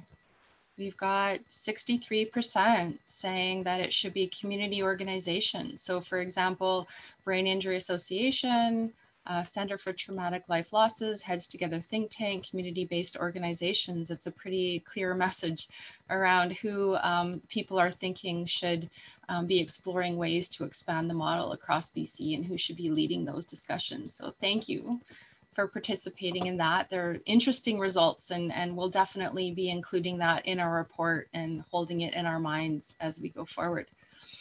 And sadly, our time has come to an end. Thank you so much, presenters, for sharing information about your programs and services and for sharing your insights and thoughts in response to some of those really challenging questions that we're grappling with. We have deep gratitude for your time and your energy today and every day. I'm hopeful, and I think I speak on behalf of the entire team in saying that we're all feeling hopeful and inspired that this is the first conversation of many as we continue to build on this momentum that has started. Let me pass it over to Shauna, who has just some final words before we wrap up today. Shauna. Thank you very much, Tanis. Thanks to Brent, to Catherine and Kix. The planning committee, way back in late spring and early summer, knew that the Navigator model was a really good example and wanted to bring the three different views to you that we've heard today, the provincial model, the regional model, and the local model. So thank you very much for each of the speakers and for Tanis for moderating the panel. I think you've outlined some excellent ways that we can bridge those chasms that Kix talked about to provide services to people who were living with brain injury, mental health, and addiction. The questions that Tanis asked of the panel about remote and rural services, about funding, about what services are missing and how to support services provincially are really important questions that we'd like to hear from you about as well. So we've posted those questions on the Think Tank website in the discussion group for this event, and we invite all of you after this event to go to those discussion groups and give us your perspectives on those questions. We have one last question before we go to break, and that is, from what you've heard this morning, what opportunities do you see for expanding the Navigator model for people living with brain injury, mental health, and addiction? If you could put an answer in the chat, what opportunities do you see for expanding the Navigator model for people with brain injury, mental health, and addiction? We're going to be taking our break now. It'll be a little bit shorter than what we'd initially outlined. We'll reconvene at 10:45, so that'll be a 10-minute break. It's really important that we offer enough time for our speakers to address their topics today. It also means some of our times are going to be really tight. We've got a packed session after break, so please do get some refreshment and come on back at 10:45. We'll see you then. Thank you for this morning's participants and presenters. Welcome back, everyone. I hope you were able to get up and stretch and get some refreshments. And now get comfy for the second half of our program today. We had some really interesting comments in the chat, and you've probably seen them. Two that we made note of. One is that navigators need to be able to coordinate across all services, and we heard that a number of times from the panel this morning, so that's great. Also a longer one, and I don't have all of it here, but really the essence was about collaboration, that there's no one organization or service that can do it all, but it's really important to collaborate across people with lived experience, funders and service providers, and probably others as well. So that really important piece around collaboration. So we'll keep all of your comments. The first half of today's program was full, and the second half is as well. We're going to hear from all of the speakers first, and then ask for your comments in the chat at the end of all of our speakers. So we'll close the chat to comments from everyone just while the speakers are presenting.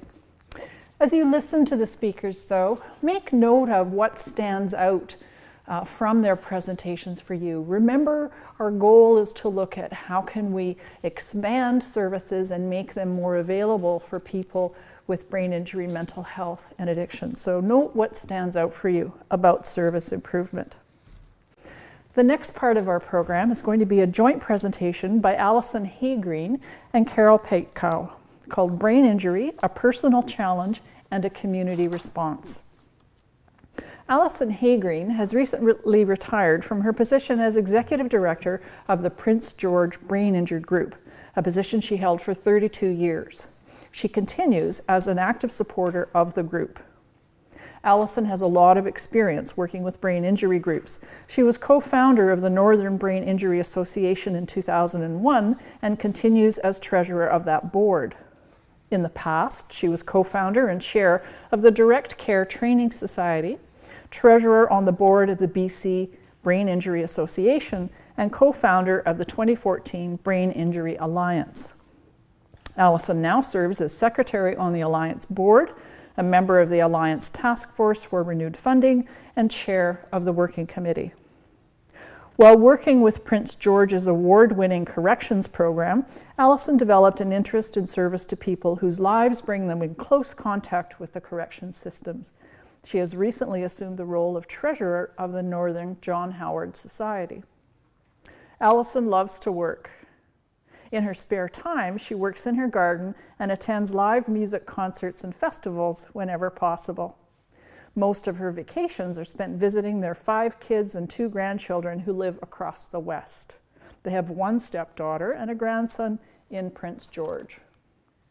Alison is joined by Carol Paetkow, who also has a long history of working with brain injury groups. She's been the executive director of Fraser Valley Brain Injury Association for over 22 years. She was past interim executive director of the BC Brain Injury Association. Carol was a founding board member of the 2014 Brain Injury Alliance. She continues as their treasurer and is a member of the Alliance Working Committee and the Alliance Task Force on Renewed Funding. Carol is also the Chief Financial Officer of Power Zone Academy, a softball and baseball instruction business in Abbotsford, BC, and that sounds interesting. The fun fact about Carol is that in her spare time, she plays with power tools while renovating her home and refurbishing furniture. So please join me in welcoming Alison and Carol and their presentation, Brain Injury, a Personal Challenge, a Community Response. Good morning. Hi, I'm Carol Paetkow, Fraser Valley Brain Injury Association Executive Director and also Treasurer of the Brain Injury Alliance. Welcome to my colleague, Alison Haygreen. I'm not off the screen, I see at the moment, so, but I turned it up, Alison. Pardon? There you are. Oh, am I on the screen? Okay, there you go. So yeah, technology is not my forte. Anyway, regardless, I'm Alison Haygreen. It's only really my voice that matters. So I think we're ready to get going on our presentation. We're focusing on our PowerPoint here. So That's what really matters. Okay, so I'd like to acknowledge that I am on the traditional territory of the Tene Indigenous people. Carol was going to say hers because I probably couldn't say it. Do you have that with you, Carol? Yeah, I'm on the unceded territories of the Matsqui and Sumas First Nations territories, both part of the Stolo Nation here in Abbotsford. Great. Okay, so the purpose of our presentation is, of course, the intersections between brain injury, mental health, and addictions, and we will get to that.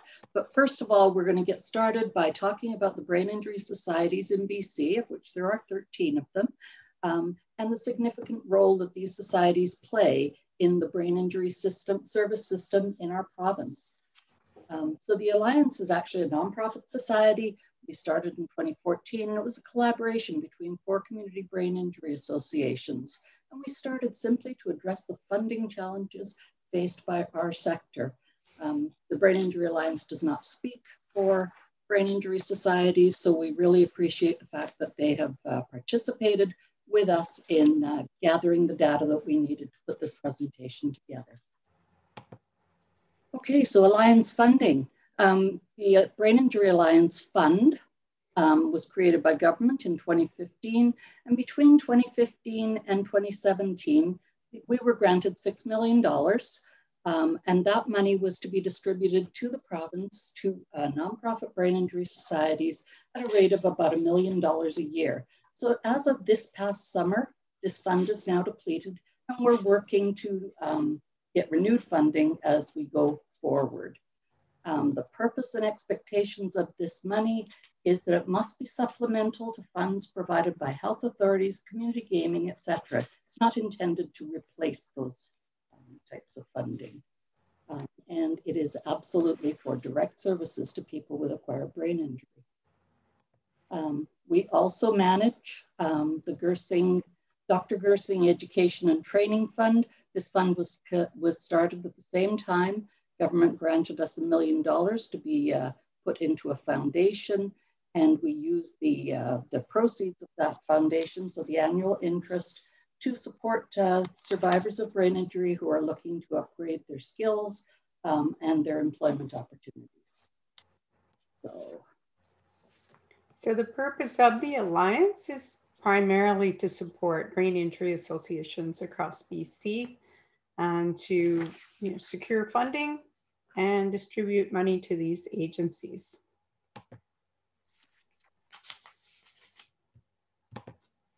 So the brain injury associations across the province of BC can become Alliance member agencies, and they provide a variety of different supports. There are similarities between all of these agencies, but each group develops their own programs based on the needs of their own communities and the needs of the people that they serve. So they do provide some very unique programs as well as very similar ones. COVID-19 has really shown the creativity, flexibility, and adaptability of the brain injury community. It's been quite amazing to hear their stories. So in general, to become a Brain Injury Alliance member agency, they must be a charitable organization, number one. So there's a full list of criteria on our website. Primary purpose of their society must be the provision of services to people with acquired brain injuries. So it doesn't include groups that are multi-service organizations. These are specific grassroots societies that perform services for people with brain injuries. Their services must be available to any person with an acquired brain injury. They must be provided without charge and available on a frequent, regular, and as needed basis. So as Kix had alluded to earlier, brain injury societies don't necessarily have a start and stop date for when they will provide services for people. They're very clients oriented and needs-based. So there are 13 member agencies, as Allison had mentioned. So these are across the province. They're listed on our website as well if you're interested in looking them up and seeing the kinds of supports that they do provide. So what do they do? Well, it might be a shorter list if I started saying what they didn't do, because their lists are quite extensive. So in general, all the societies assist people with learning how to live with the changes and challenges faced after brain injury. So that can look like many different models. The community navigator model is one, similar to case management as it's called with others. They provide a critical link in the continuum of care. So beyond the acute care system in the community, brain injury societies can be involved in person's life for quite some time.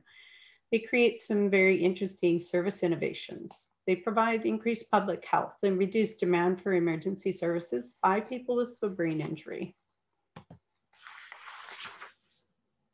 So some of the lists of different things, different programs or individual supports, that could be case management, navigation, one-to-one services through life skills, return to work, prevention and community education about brain injury, professional counseling, most often referred out or contracted out to specialists, community engagement by involving a number of different other community resources, programs, physicians, etc. Brain injury education and skills training for people with brain injuries and their families and supporters in either a one-to-one or a group format, depending on the needs. So as Kix had talked about our navigation program, and we talked about case management as well, very similar. So we do talk about brain injury education, coping with the effects of injuries. We assist people in applying for pensions or other financial assistance that they might be in need of. It's very challenging for somebody on a typical day to apply for some of these pieces of funding, but much more difficult for somebody when they have cognitive impairment. Obtaining and retaining housing, that's a huge issue, particularly right now, we've noticed in our association that a lot of people have become evicted. Accessing medical care, exploring employment and education opportunities, and accessing other important community supports and services. So a wide range of things that case managers do. Different innovations that have come from brain injury societies, things like social enterprises that they're used to bring in revenue, such as a garden program that creates special jarred products that they can sell, selling books, a variety of different things that agencies have done. And they also develop innovations because of an emerging community need. So for example, there are brain injury programs for inmates at 3 different provincial corrections institutions. 2 different societies manage subsidized housing on behalf of BC Housing. One society started a post-concussion program for children. Another one manages a residential program for individuals whose brain injuries left them with significant medical complications. Societies share their successful programs with each other. So Kix had mentioned a group program that Prince George Brain Injury had developed that they've adapted down in Nanaimo. The Rebuilding Relationships After Brain Injury Program manual is one example of that. Okay, so funding for ABI Services. So this is just an overview of where the funding goes. So current funding, brain injury societies are funded through a fragile patchwork of donations, grants, fees for service, health authorities, charitable gaming, fundraising, and for the past 6 years through the Brain Injury Alliance. So this slide shows you how we spent our money in 2019-20. So this is not the entirety of our life so far as the Alliance. So 44% of the programs that we fund, 44% of the funding came from the Alliance. So that was really the lion's share. Some came from health authorities, some from gaming, fundraising and grants. And I think really significant to communities is the fact that our allocation of fund, the way that societies allocate their funding. So the lion's share, once again, it goes to wages and benefits. This is all money that goes into communities and is spent in communities.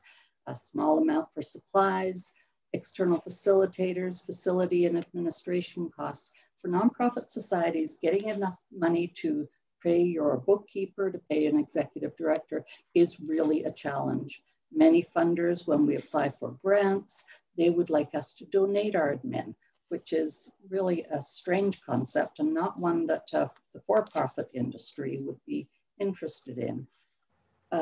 So this slide shows that one-to-one services are what nonprofit societies provide for the most part at a rate of 6 to 1. So $6 to every $1 that the Alliance distributes throughout the province is for individual one-on-one programs, which would include case management. So that's the largest. Case management and navigation is really the lion's share of where we spend our money. Also, life skills one-on-one, justice system, that's a combination one-on-one or group sessions, and counseling. Those are all one-to-one. Very important for people with brain injury. The program cost per client. So these figures, you need to know that these are an annual figure for a client. So for example, if you were to look at the fourth column over, so the case management navigation, you'll see that it's $251 per client per year. So this is an average of all of the programs that are funded for one-on-one services. 251, you might have one client that actually accesses our services 100 times for $251 a year. Another client might only see you for 15 or 20 times. It's actually pretty rare that somebody would actually participate with fewer instances than that. Counseling is right beside it at $290 per person per year. That would be far fewer sessions than the case management and far fewer sessions than the first column, which is the largest, life skills. Life skills is a much more expensive program, but really $483 is not expensive. If that's what somebody needs, that's what they need. So we are an extremely cost-effective way to provide services. So the next, the average cost per client in programs funded by the Alliance is $234 per client per year. Pretty amazing. And we do brag about that. That's really important to us. However, it really is not enough. And it's a constant struggle for nonprofit societies to get adequate funding to provide the services that they need to fund. Hence the creation of the Alliance 6 years ago. So without Alliance funding, these are some of the things that would happen. We are in a fundraising mode right now, so this presentation is partly about that. So 19 of the programs that we fund would be canceled without Alliance funding. There would be 1,640 at least people who would be directly impacted by this loss of funding, and 22 other programs that would be amended and really degraded. At least 13 to 16 program staff would lose their jobs. This is a huge impact. And the spin-off effect on services would be huge. So brain injury societies and the people they serve need more funding, not less. Okay, so we've heard from the Interior Health Authority, so there are other funding services for people with brain injury in the province. Health authorities being one of them, of course. So those services are in each region, they're different depending on the health authority and how they choose to provide their services. Brain injury falls under different department areas of health authorities as well, and these are generally focused on people in the acute phase with some transition into community, but they're not available for every person with an acquired brain injury. They each have criteria that are specific to their programs, and that doesn't always match the needs of the clients in the community. Sometimes their services are contracted out to Brain Injury Society, and that can take place in a couple of different ways. So either generalized contract to serve a variety of different individuals. They may be for specific individuals, or they could be a combination of the two. And the other sources of funding for people with brain injury that are specific to the way that they are injured, of course, would be ICBC or WorkSafe BC. I'm not going to go through these in huge detail. Public guardian trustee, private insurance, and individuals also fund their own care sometimes after a settlement.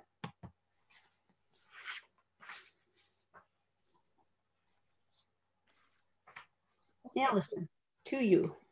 Today's main topic, the intersection of brain injury, mental health, and addictions.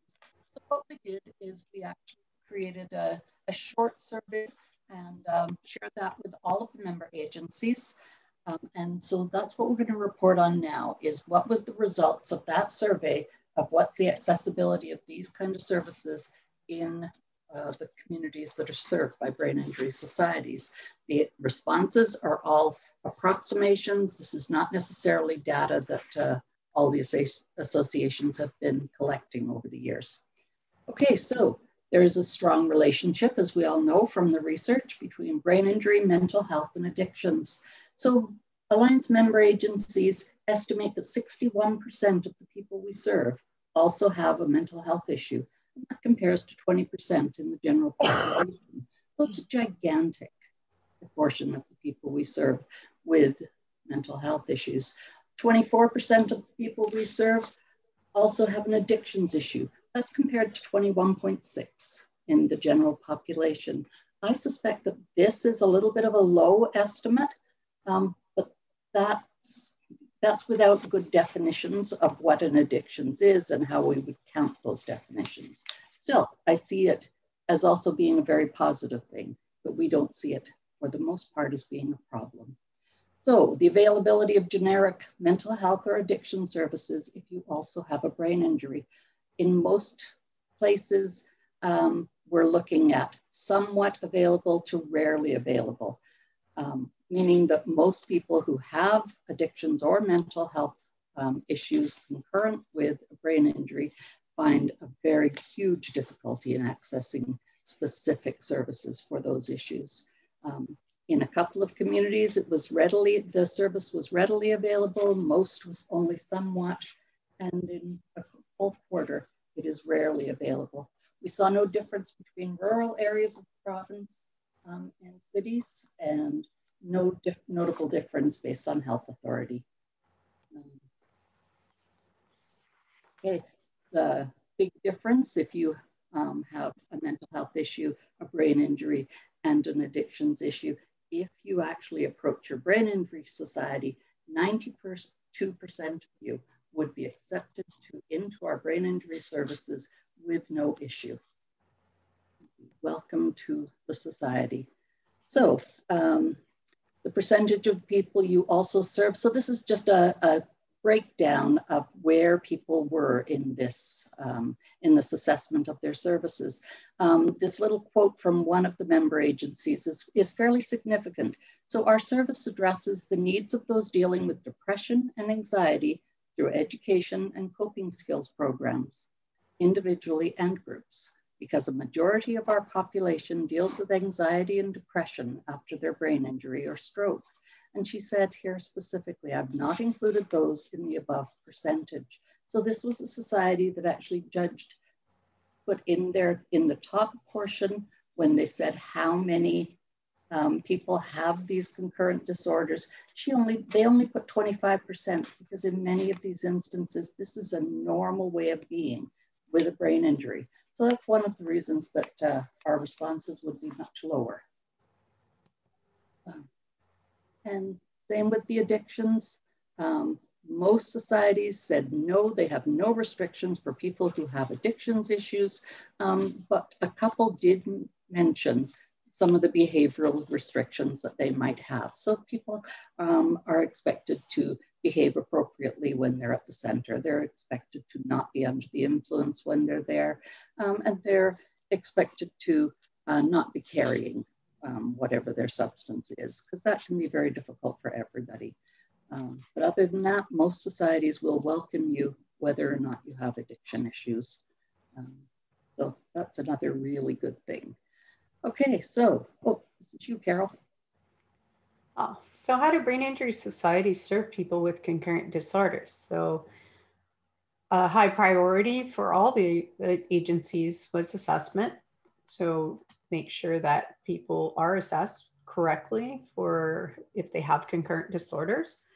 All the brain injury societies will provide practical support such as housing, applications for different pensions and funding, referrals when possible, collaboration when possible with generic mental health or addiction services.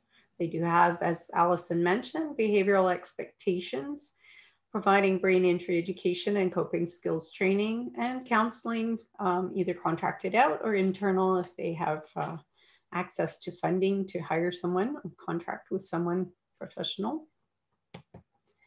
So all of the agencies express the importance of assessment. Here's just a few quotes, and I won't go through them all, but everyone consistently talks about the importance of assessment when people come into a program.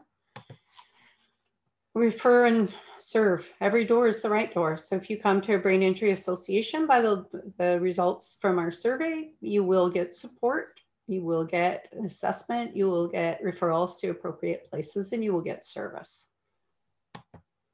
Collaboration with other agencies is also a priority mentioned by all our brain injury groups, and providing counseling as well. So some provide full services, some do refer out, some do subsidized counseling programs, and each one recognizes the importance of counseling for this population. Okay, our recommendations. So this is the future of brain injury, mental health and addictions issues. So we recommend, of course, increasing funding to brain injury societies.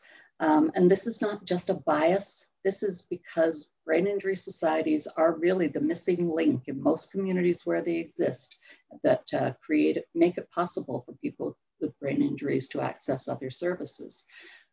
So recognizing that brain injury is a distinct disability with distinct service needs geared to rebuilding a life after brain injury. Even when there are concurrent disorders, treatment for the brain injury is often the primary need. Brain injury societies are motivated to provide service and liaise with mental health and addiction specialists, but are often challenged financially. Brain injury societies are the primary and most cost-effective service delivery option for people with brain injury in BC.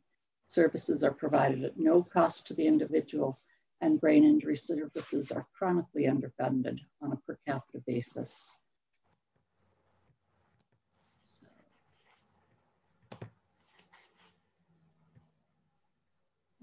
Okay, the Brain Injury Fund the Brain Injury Fund, which is administered by the Brain Injury Alliance, should continue to be managed. I'm sorry, I bungled that one, didn't I? The Brain Injury Fund should continue to be managed by the Brain Injury Alliance, and brain injury societies must be included in any changes that are made to current systems.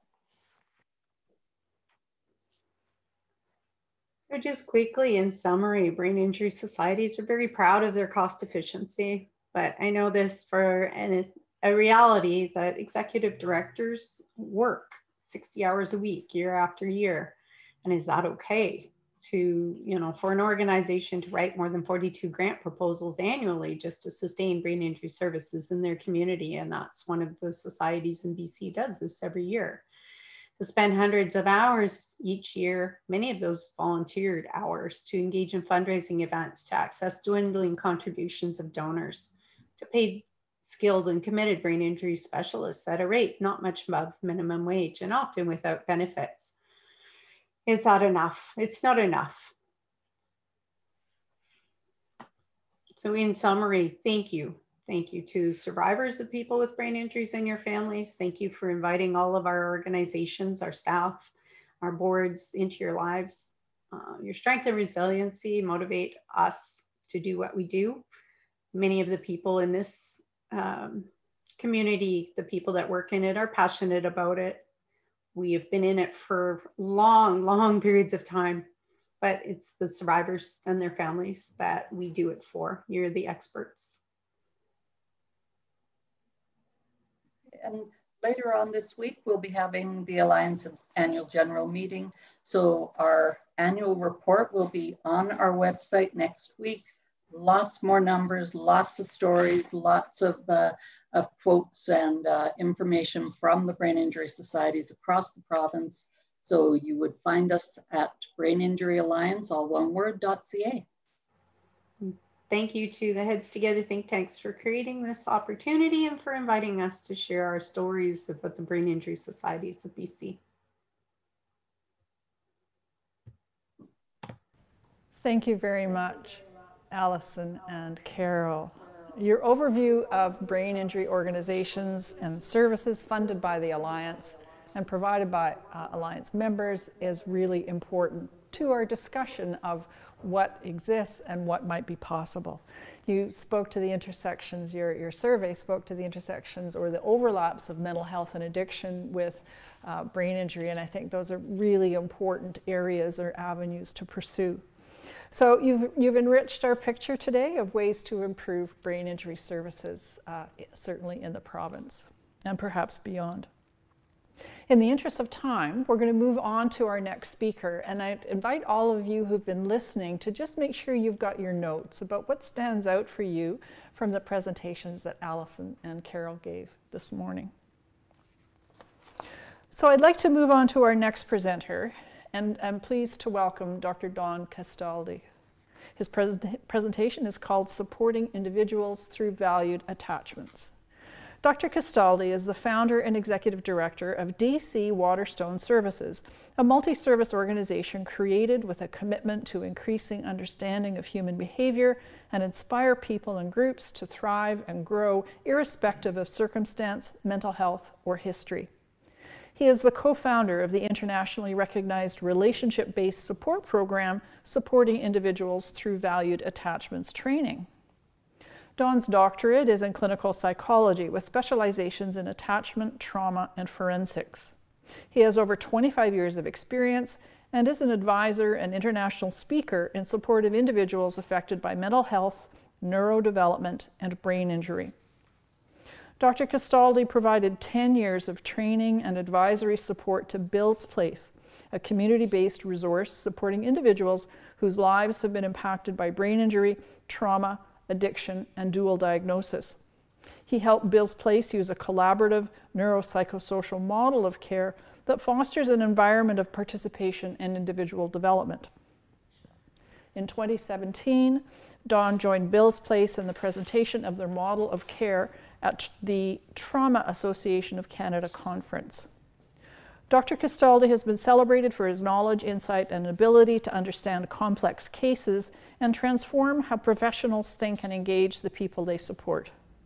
Please join me in welcoming Dr. Don Castaldi and his presentation, Supporting Individuals Through Valued Attachments. Thank you very much, Shauna. I appreciate that introduction. I want to begin by just thanking all the presenters that we've had so far today, just bringing to light about the connectivity of services. I actively work in the field, and there's a lot of services that I'm just learning about for the first time, and accessibility. I want to be able to begin by saying that I would say that at the beginning of my career in the mid to late 90s, I never would have anticipated how prevalent brain injury would become within mental health and my forensic work. The number is outstanding. I say this to really bring home the point that we are, as a culture, absolutely within our infancy in understanding about brain injury and understanding how that in particular has an impact on people and how best to support that. I also want to say that I come to you today also not only as a clinician, but also as someone who has a brother-in-law who in 2009 was hit by a drunk driver, survived the crash, but endured a lifelong brain injury. My wife and I have supported him through all these years and have witnessed and supported him throughout all of his hardships that have included loss of a marriage, loss of employment, and the very debasing experience of speaking with lawyers and insurance companies to be able to determine your value so he can figure out how to have enough money to raise his children. I described these things to you just simply to say that I am very much so invested in this topic and how to be able to support people around brain injury, and believe that there is much work to be done. And I feel inspired by the presentations we've had earlier today on how to do so. From my experience, I would say that one of the key vulnerabilities of our field right now is really focusing on the fact that there's such a diversity with which people are impacted by a brain injury. How one person might suffer from a car accident, or as we've been learning from stroke, or numerous experiences on how they're impacted is incredibly diverse. Unlike anxiety or depression, unlike other disorders that someone might be experiencing, we find that we're in situations where we don't fully understand exactly how it might impact that one single person. And with that becomes a diversity of services are needed. The challenge is that when we have a lack of service and resources, we end up finding, as we talked about earlier, that we exist within silos, that we exist within our multidisciplinary teams are really non-existent, that we struggle to be able to pull people together and to be able to get support. Oftentimes the support, as we've heard this morning, is around a secondary effect. So we might be able to get resources and services related to addiction or depression or anxiety, but we're not thinking about how these things are secondary to the brain injury.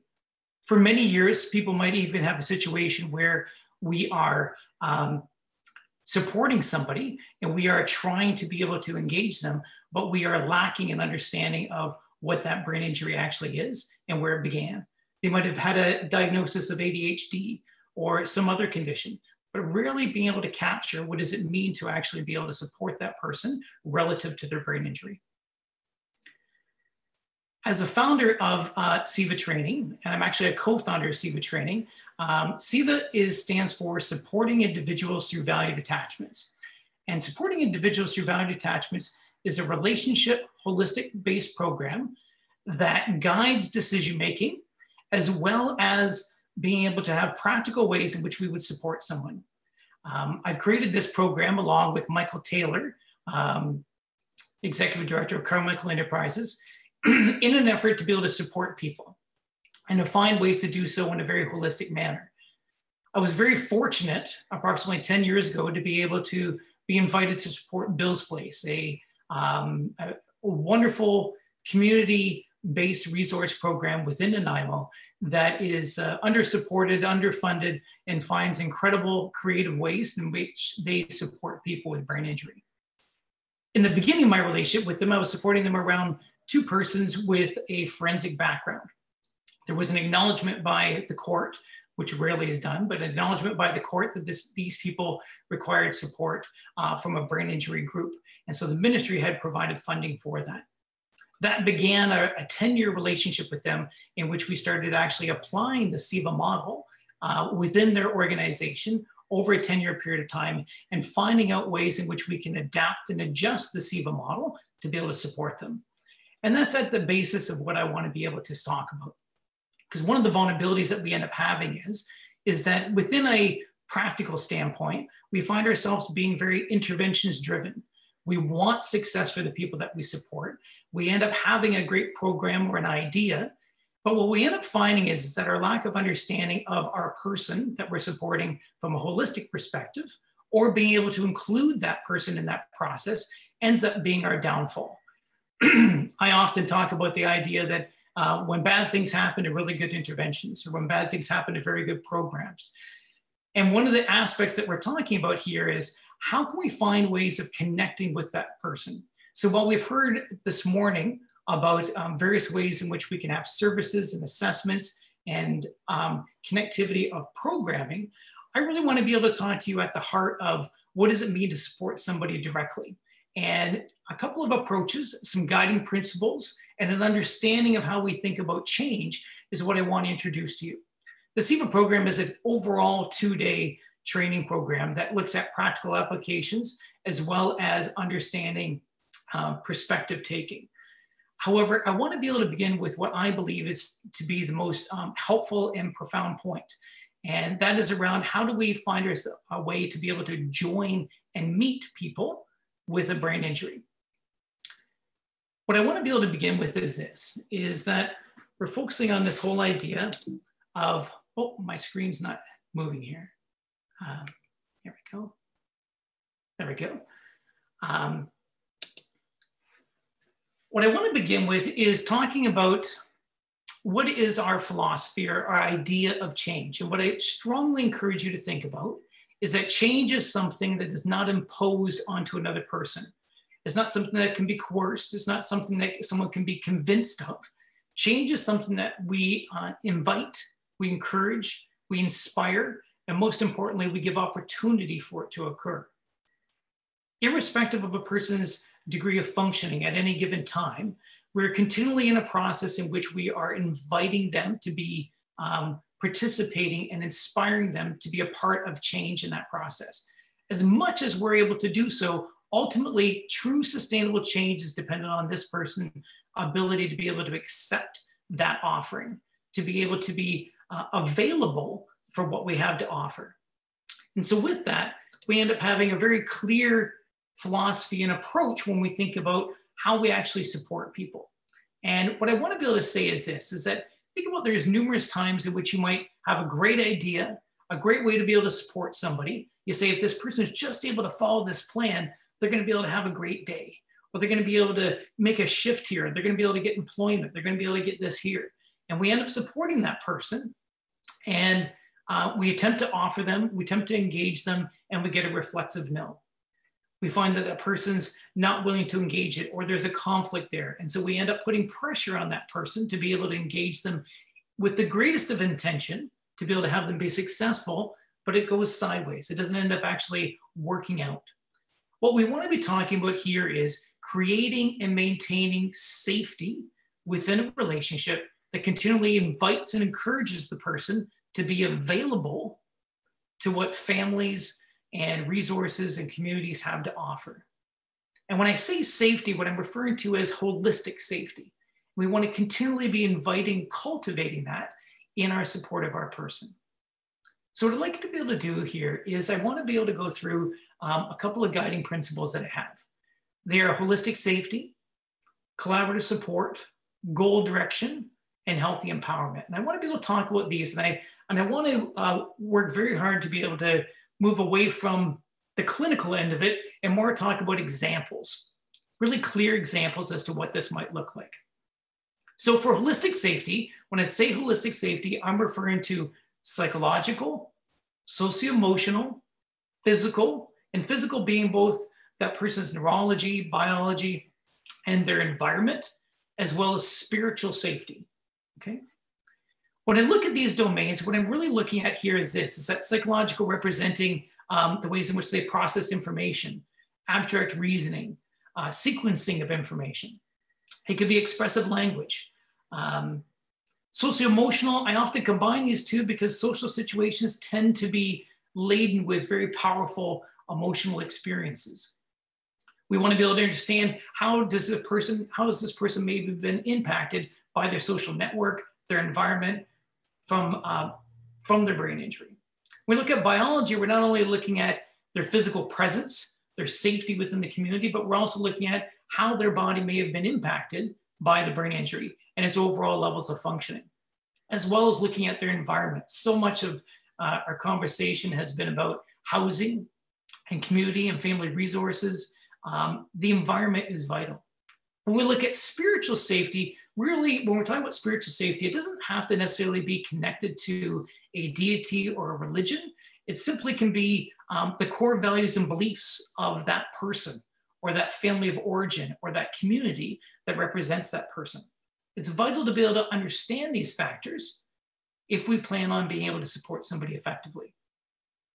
Within the SIVA model, we talk about 3 steps in our ability to be able to support someone and create safety in each of these domains. The first step is this, is understanding a person's ability and functioning. And what I want to translate these words to is ability being skill. What is this person's skills in the area of psychological, socio-emotional, physical, and spiritual safety? Not only do we have skills, but then when we have functioning, functioning is really the application of those skills. So what is our understanding of this person's ability or their skills that they have in each of these domains? But then also, what is their functioning, their actually ability to functionally apply those skills? The second step is acceptance. And I would say acceptance ends up capturing easily 85% of all consultations I do with resources and professionals and families. Because acceptance is focused on this idea is, once I have my understanding of this person's ability and functioning, have I ensured that my expectations of that person match my understanding? Too often we end up having a situation where I have an understanding of this individual that they might be able to, they may be unable to delay gratification. Their problem-solving ability is quite struggled with their executive functioning. And yet I have expectations for them that exceed that. They might have sequencing in which they're only able to understand things in 2 or 3 steps, but they might be asked to follow a program or a guide that has far more steps than that. The third point is respectful support. And what respectful support is basically saying, even if I have my understanding of this person's ability and functioning, and even if I've ensured my expectations match that ability and functioning, I have to ensure that I'm also keeping my finger on the pulse of that relationship. I want to continually be evaluating what safety looks like between myself and that person. How available are they on any given day? What might be occurring for them that might impact their ability and functioning? Let's go back for a second. I'll think, for example, as an example of psychological safety. Within a lot of times I'll end up finding families and support programs will struggle with the idea of saying, well, you know, this person continually engages in this unfavorable behavior, whatever that unfavorable behavior might be. And we've had numerous conversations. They've agreed during a time of non-crisis to be able to not do that anymore. They've agreed to be able to follow the guidelines and the rules here at the program. They're able to present themselves respectfully. We're able to do that. But what we end up finding is that as soon as they become stressed or overwhelmed by a circumstance, they repeatedly find themselves back in that situation. In forensic groups, we end up seeing a same person possibly having 100 times in which they are in front of a judge around trespassing or engaging in activities that are within the community in which they've had numerous warnings. They end up having, you know, a week, 30 days, 60 days times in jails, and we repeatedly end up having these experiences in which that person is going back to that old behavior. And often the language ends up being is that this person doesn't learn from consequences. They're not able to engage in a cost-benefit analysis. And they're just not learning from these consequences in these situations. What I implore you to think about in this particular example is that when, in particular, when you have a brain injury, often what ends up happening is that someone's ability and functioning during a time of non-crisis is very different than when they're in a moment of intensity, or when they're being overwhelmed by stress, or they're experiencing incredible fatigue. All of a sudden, a person's ability and functioning can change drastically. So all of a sudden, when we have a neuropsychological test that says, well, this person's ability and functioning is this, and so they should be available for this sort of programming, we miss this idea that a person's ability and functioning psychologically can vary dramatically depending on the level of stressors that are in their life. And often what I end up communicating to families and resources and court systems, it's not necessarily this point of this person's not able to learn from consequences, but more of, is this person able to abandon coping strategies, even if they're destructive or maladaptive in nature? Are they able to abandon coping strategies that are familiar to them when they're under stress, when they're overwhelmed by situations? We talk about things, think about social emotional. Social emotional, that particular domain, we think about what has been the impact of the brain injury on that person's social life, their status within the community, their status within their family system. We think about what does it mean for them as a part of their own identity. Sometimes we end up having depression and anxiety being secondary to the brain injury because of this loss and grieving of a life that they once had, and now their dependence on other people. Even if those other people are having the greatest of intentions and greatest of support, the fact that they might be beholding or dependent on somebody can have this incredible impact. when you end up talking with people that find themselves struggling with mental health, and in particular struggling with addiction, often the commentary will be is that I end up being around other people that are on the street or are also suffering from addiction because I have acceptance there. I have acceptance from somebody who is also on the outside looking in. We think about this whole idea of biological safety and thinking about the impacts that ends up happening on people's lives. I think of a situation where this program had a great setup in which they were supporting an individual to be able to go to a day program. This person already had a life prior to the brain injury in which they engaged in a lot of artwork, their beautiful work that they were able to do. And so there was this opportunity for them to be in another program across town in which they could be supported within a program and engage in further art and kind of cultivate that particular interest. Wonderful idea. Unfortunately, the idea was also predicated on the belief and the opportunity for them to be able to get to that program meant that they had to take public transportation. What we did not look at that time, or that team did not look at that time, was thinking about them from a holistic standpoint. What would it mean for them to prepare themselves to be on a bus? This person had, part of their brain injury had a vulnerability within their vestibular system. So balance, movement, was definitely a vulnerability for that individual. Getting on the bus alone and the motion of the bus was a vulnerability for that individual. Being able to track and follow the map and to figure out where to get off at stops, being able to read the map, being able to follow these sequencing steps was not within their ability or functioning at the time. Unfortunately, to exacerbate the situation, the bus route also went through an area of town in which this person had frequented in the past to engage in substance abuse. Ultimately, when that person saw that familiar neighborhood and was struggling to be able to follow the sequence of the steps to go on the bus to get to their destination, they ultimately just got off the bus and never actually went to the end program. How this ends up getting written up at times is the fact that, you know, we offered this service for this person. It was a great resource and opportunity for them, and they declined, or they were resistant, or they were unsuccessful. And part of that aspect is the fact that we're not looking at it from a holistic perspective. When I also think about this idea of spiritual safety, it's vital to be able to understand that if we're going to be able to offer information and guide and support people, we must understand what are the core values and beliefs of that person. It is essential that we understand how a person is going to receive our message. The power of our message is dependent on how it's received by that other person.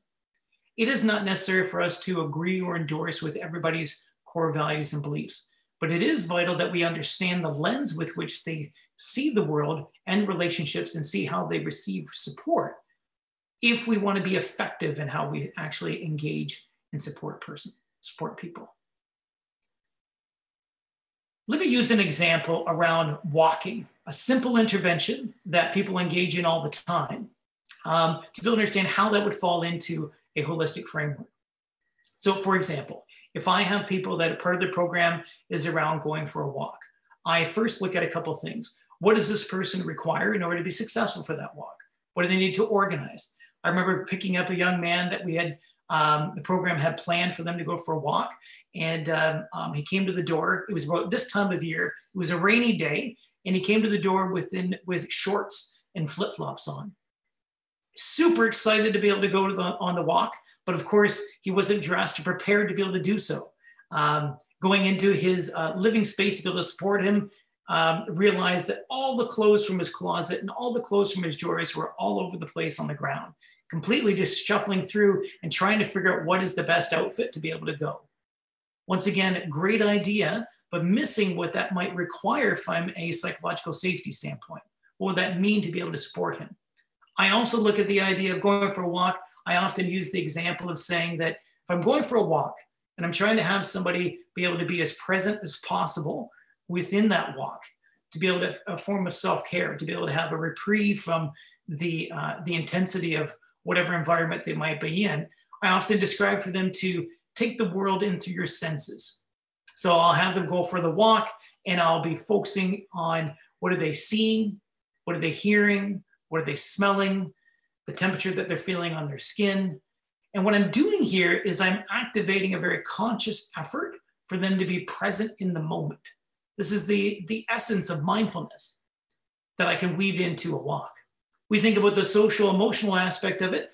It's vital for me to understand, am I going to a place that's very popular? Is going for a walk going to be a social experience, or is it an opportunity to be able to lessen that social group? Biologically, we know that high repetition with minimal socialization, like going for a walk, is actually regulating to the nervous system. So now I know it has that factor.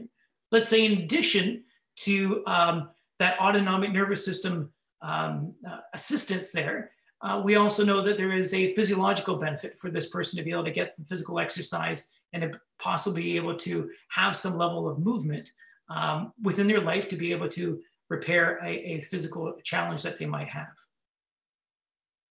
I also need to look at core values and beliefs. I had a young man that we made, actually he was probably about his mid-40s, young to me, that we invited on a walk in the community, and we brought him over to Westwood Lake, which is a very large path that we end up having, very popular within our community. And the whole time he scoffed at how so many people were, it was very trendy. Everyone was wearing their jogging outfits, or they had the best gear.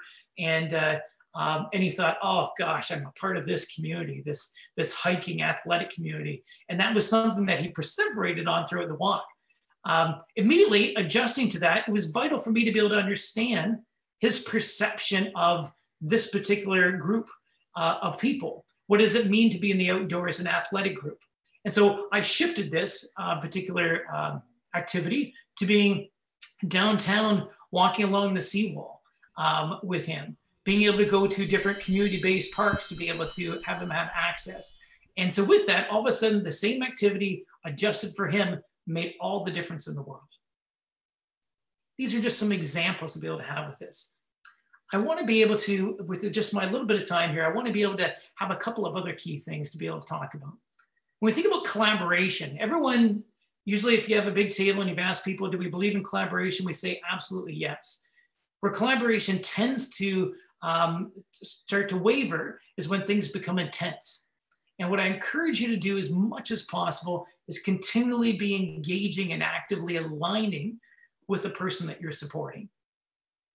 We want to move away from having people being prompt dependent and passively compliant and really create a sense of community.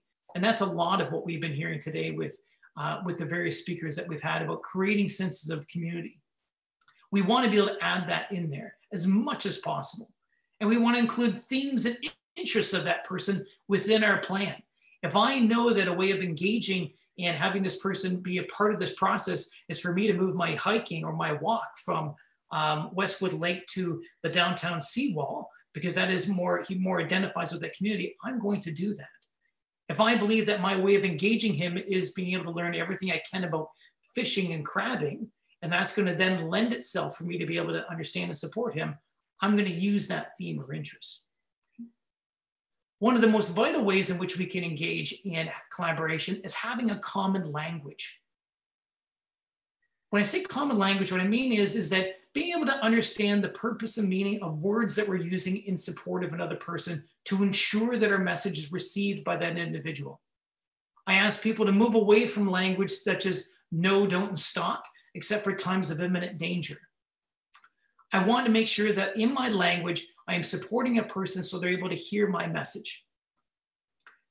As an example, think about the last time you were in an argument with somebody or a dispute with somebody, and the person said, relax, relax. And you said to them, tell me to relax one more time. Because that word relax doesn't make anybody relax. It actually incenses you possibly further. The goal is that the message of asking somebody to relax is not the problem. It's the word itself. We need to have a common message. We need to be able to have a way in which we can explain to somebody, yes, when you're yelling at me, I'm having a hard time interacting with you, or I need a timeout from this conversation. But how do we have a common language to be able to make that work? Goal direction. Goal direction is an opportunity for us to be able to have clear and concise communication on how to be successful with our person. As much as possible, we want to talk about how we can be collaborative with them and be able to ensure the meta message that we want to be able to provide these people that we support, is to be able to say, for them to be able to look at us and say, that person has my best interest at heart. We want to begin by saying, my hope for you or my wish for you is this. We want to continually be talking about how to be successful versus discussing about what not to do in a situation. This is how we communicate that felt experience of safety. Lastly, we also end up having healthy empowerment. And I want to be able to talk about this, the simple idea that as much as it can be at times needed to be the external brain to support somebody to navigate a situation that they're struggling with, as much as possible, we want to find the optimal way in which we are empowering an individual so they actually have the opportunity and ability to develop independent skills separate from us.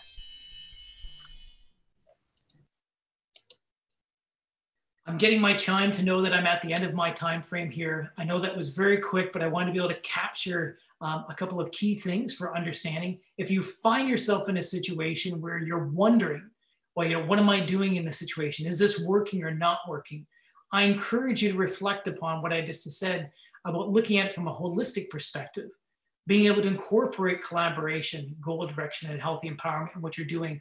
And irrespective of the outcome, irrespective of whether or not it's successful or not successful, we want to be able to use these approaches and say, I know that I'm putting my best foot forward and I'm holding things that help to capture a relationship and allow for growth for this individual. Thank you very much, Don. I really appreciate a couple of things about your presentation.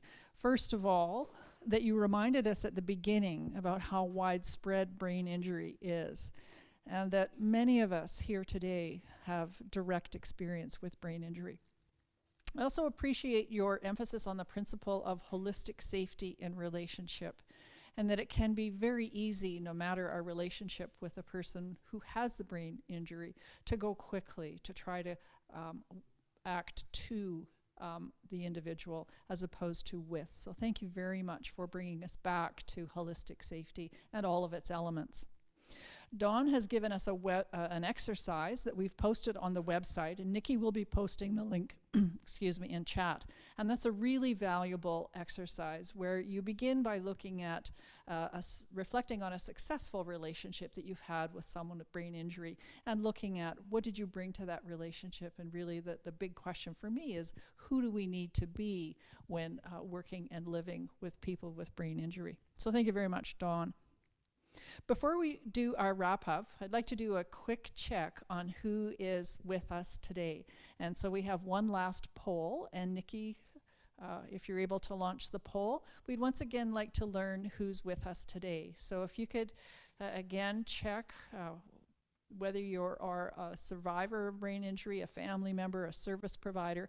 If there's more than one of you watching at the one computer today, you can click more than one answer on that. Great, and I see that the responses are coming in. We'll leave that open just for a moment. And then the poll will be closed. We'll have a better picture of who's with us. So great, that's wonderful. Thank you very much, everyone, for responding to the poll.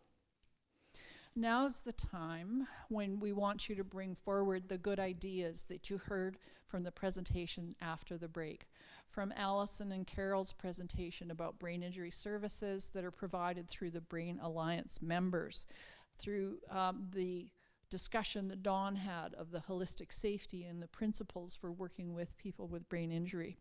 And we'd like you to add in the chat now what good ideas stand out for you about ways that we can improve services for people with brain injury, mental health, and addictions.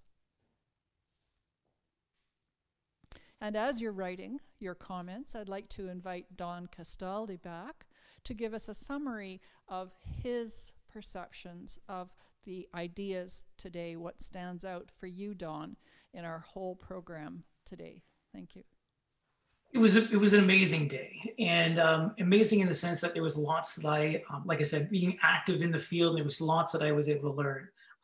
Just starting off the morning with Brent and talking about the March of Dimes and the after-stroke strategy, that strategic framework that's coming. It was very, in addition to looking at the education and the connectivity as far as an operational model and the technology focus, I really loved his emphasis on bringing the humanity into the situation, being able to recognize that we're talking about real people and how we're connecting them not only with education, but also services, and be able to have people capture that humanity piece. It was something that I looked in particular from a great framework to be able to discuss, being able to ground ourselves within individuals. Catherine was very helpful in being able to talk about the connectivity of different services through the Acquired Brain Injury Services Program. And I particularly liked her whole piece around the individualized goals. So being able to have goals, being able to present those goals. And then I thought she did well at answering some of those tough questions on how do we balance that aspect of when services ends, because we end up having people who achieve goals with support. What does that look like for that person to be able to achieve those goals independent of support, and what sort of ongoing sort of community efforts can be available? And what I really liked that Catherine was saying is that there is this ongoing invitation that if you require more support, or there's further goals or a reshaping of those goals, there's an availability to that. We also end up having kicks here in the NIMO, and once again, I'm from the NIMO here. And there was numerous things about the navigator system that I was unaware of. That was great to be able to think about that. And her description of a chasm was very powerful, and I heard being repeated by multiple people because it was a very powerful way to kind of capture that aspect. And in particular, I love the idea around that peer support programming that was in place. There was numerous aspects there, their digital presence, being able to also balance that with moving in a direction of going more door to door and having connected with people. All of that was very wonderful. And then when we looked at the Brain Injury Alliance and looking at the various societies that are out there and the creative ways in which they've found to be able to support people with brain injury, all the way from correctional environments to community settings, and the creative ways in which they would do that. And in particular, there was an invitation to what we had talked about is services being in silos and the difficulty of being able to connect and accept individuals. And the Brain Injury Alliance talked about the idea of that you can be accepted even if you have multiple concurrent issues that are in play. And I found those things to be very powerful and very hopeful and inspiring, and adds to this narrative of change that we're talking about, and the necessity to be able to have not only individual support change, but also systemic change. Wonderful, Dawn. Thank you very much. You've captured the essence of today in a brilliant way, so thank you very much. Appreciate that. I'd like now to welcome Janelle back for her closing comments as we approach the end of our program today. Thank you, Shauna. Well, I am totally overwhelmed with all the information that we received today, so I'm sure you are too. It's been amazing food for thought that all of our presenters have brought forward about what's working in our province, what may be a bit tricky, and where the struggle remains. So for me, this is always the hard part, because this is where the conversation goes to the amazing work that's being done in the province doesn't always translate to the experience that people are receiving. And that doesn't mean that we don't want to hear from you. We do. We know that families and survivors are being challenged to access these services, particularly when mental health and addictions play into what's going on for them. So we do want you to come to the website and have these conversations. It's not that we don't want to hear about that. We do. It's an important part of it. I do want to point out that the Alliance and the great work that the societies are doing, the numbers that they serve are huge for them in terms of what they're being funded. But there's lots of people out there who need more and can't get it because there is not the funding. So if you go back to the stat that I gave you of 180,000 British Columbians living with a brain injury, that stat's been used for about 20 years, and we add 22,000 a year to that. So we're already over 600, 700,000 people actually in British Columbia living with a brain injury. And then if we conservatively add 3 people of unpaid supports who are not professionals in their life, like mom, father, brother, sister, spouse, who are providing care for them, we actually have over 1 million people in British Columbia who are impacted by brain injury today. And then you add in mental health and addiction.